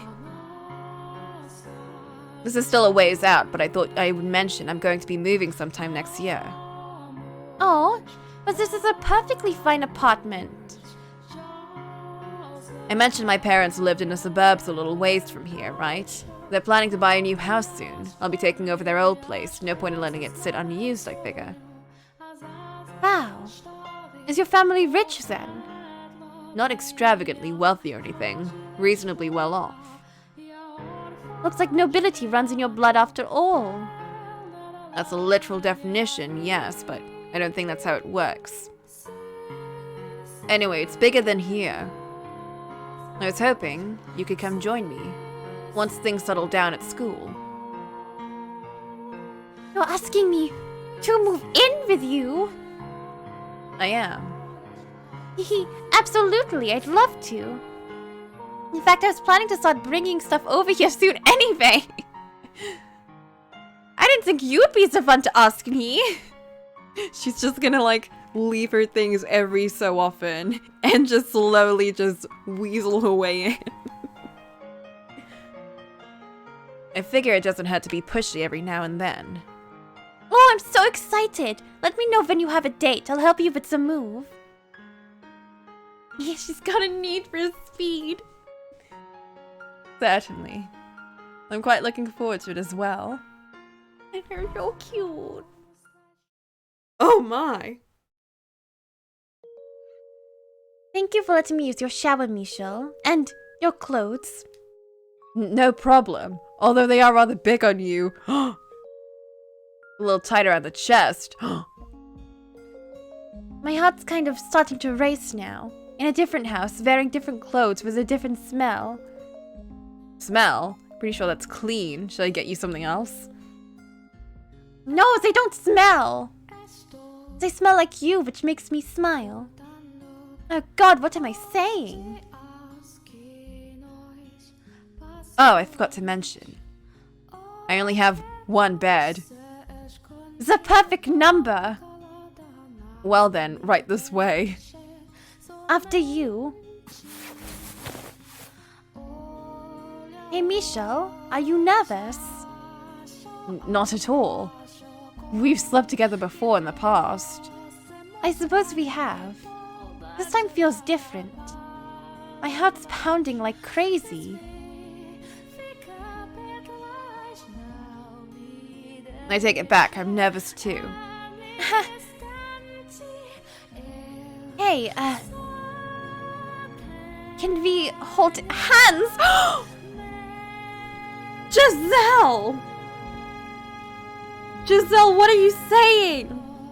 It's too soon. Sure. I want you to know I'm the happiest girl in the world right now. So happy I'm scared I'll wake up and it'll all be a dream. Or tomorrow will come and it'll all be torn away from me. I can't believe it's an 18 plus patch downloaded. I'm sorry. I didn't think it'd get this lewd. I thought I was supposed. It's fine, we put the warning up there. I thought I was supposed to be the worrywart. And you, the eternal optimist. Normally. You have nothing to fear. I will never let go of this hand again. No vanishing on me or pushing me away or anything like that, okay? I promise. Let's make this happiness into something that lasts forever. You and me together. No getting bored of me once I'm over the hill either. I would never.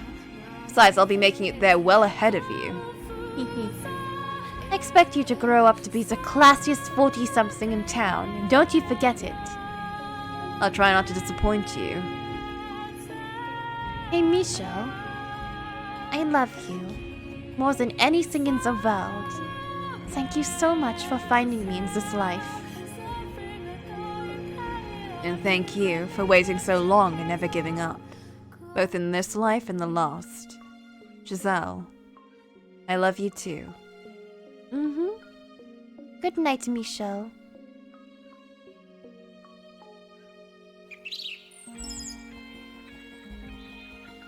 Wake up.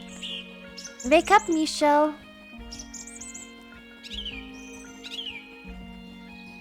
So bright, I thought I shut the curtains. Morning, sleepyhead. Giselle. Oh, good morning. Ah! Wait, forget that. Do-over. Ahem. Good morning, master. I hope you slept well. Hehe. Huh. I can say without a doubt I've never slept better, nor awoken to a more pleasant sight in my entire life. Oh. You need to call back to that warm part. So their happy ending continues on. Yeah! yeah. And then his parents died that day. Just like end on a sad note. Oh, who's this? I believe I'm on the second. Oh, is this Morgs? Does Morgs live outside of their apartment? I believe I'm on the second floor. Yes, there it is. I need my key to get in. Landlord should be able to help me with that. He lives upstairs if I'm not mistaken. Oh my! Why, hello there! Are you a new neighbor? Yes, I move in today. Were you not told where to find your key? It was a rather sudden move. Perhaps it was missed in the confusion. Oh, is that so? Your key's right there, darling, on the back of your mailbox door. Here you are. Thank you. You don't smile much, do you, darling? Yeah, this is definitely her. It's a shame you're very pretty. I've just never been very good at it. Practice makes perfect. Thank you for your assistance. It's a pleasure to make your acquaintance. Good day. Oh, I thank you, darling. Well, I should go. Before you go, make sure to stop by and say hi to the landlord. I assumed you were. Oh, heavens no! I live on the third floor. I don't know what this old middle-aged lady is. The landlord's one level up on the very top floor. My apologies for the confusion. It's the weekend. He should be home.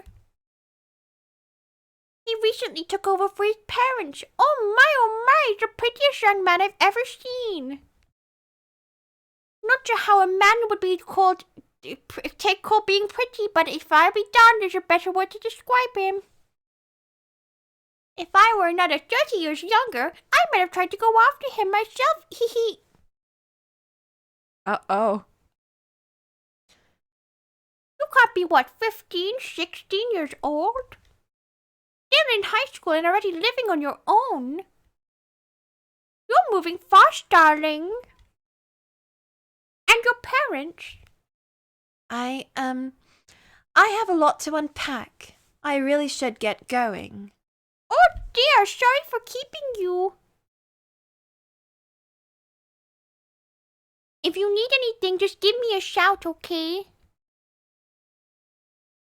Oh, the landlord, I'm sure he'll be happy to help too. It was a pleasure meeting you, darling. You too, ma'am. I imagine Morgs would be like, can you not? She's a bit overwhelming. I hope the landlord isn't quite so boisterous. She said he was a pretty young man. Well, I should at least say hello. I can leave my bags inside and unpack when I'm done. Oh, a butterfly. How did you get in here? It's moving kind of sluggishly. Don't worry, I'll get you back outside where you belong. Take care.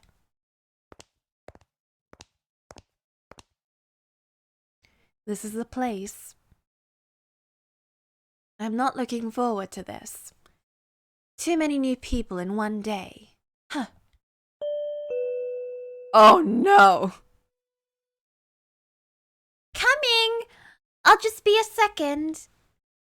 A woman's voice, but the landlord is a man, isn't he? Maybe his sister or wife. I'll get it. Wait, that voice. It's probably the new girl. We should both go out to greet her. Oh my god. Yep, you're right. It's our new neighbor. It's a pleasure to have you. And... Oh! They're so cute! we meet again. Michelle's Hotel AU. I didn't think he was gonna be the landlord. Damn. He is nobility. glimpse of joy. Oh, that's so cute. Fragment? What?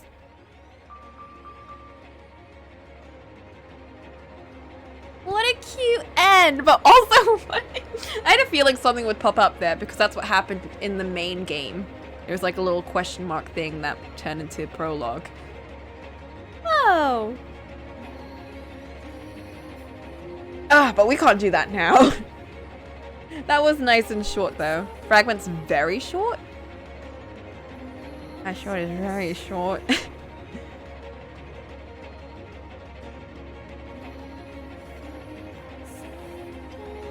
I might do Fragment along with Prologue then.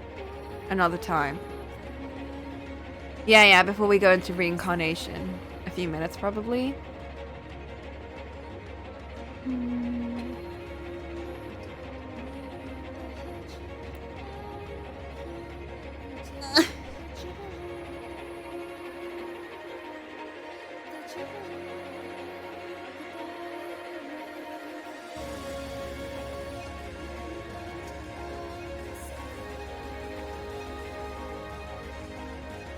We'll do it later. I pushed to get Happily Ever After. I'm just glad that we did that for now. We can do Fragment next week. Whew. We are pushing through this game. I'm kind of sad because then it's going to be over forever. That's definitely not why I'm delaying it so much. What? That's crazy. We'll put this on, and then one sec. Stop. And then...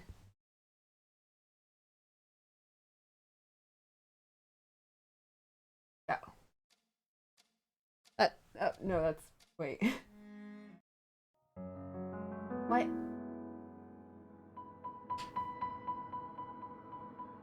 I like this album of his, but... oof, those names. Woo, we did it. Alright, I'm gonna go and get ready to write this session for today. And hopefully come up with something nice and fun and also concise and also open enough to make them feel like they can make their own choices. We don't have to make it too long, at least, this time, which is nice. So yeah, we'll go do that. I will end this at the end of the song, but thanks for joining. It's always really nice going through a nice story game. Just no worrying about gameplay, just reading. Nice. What an interesting side story that was too. Not the Happily Ever After, that was really cute, but Assento Dele, that was a very odd one. I'm glad we got through it though.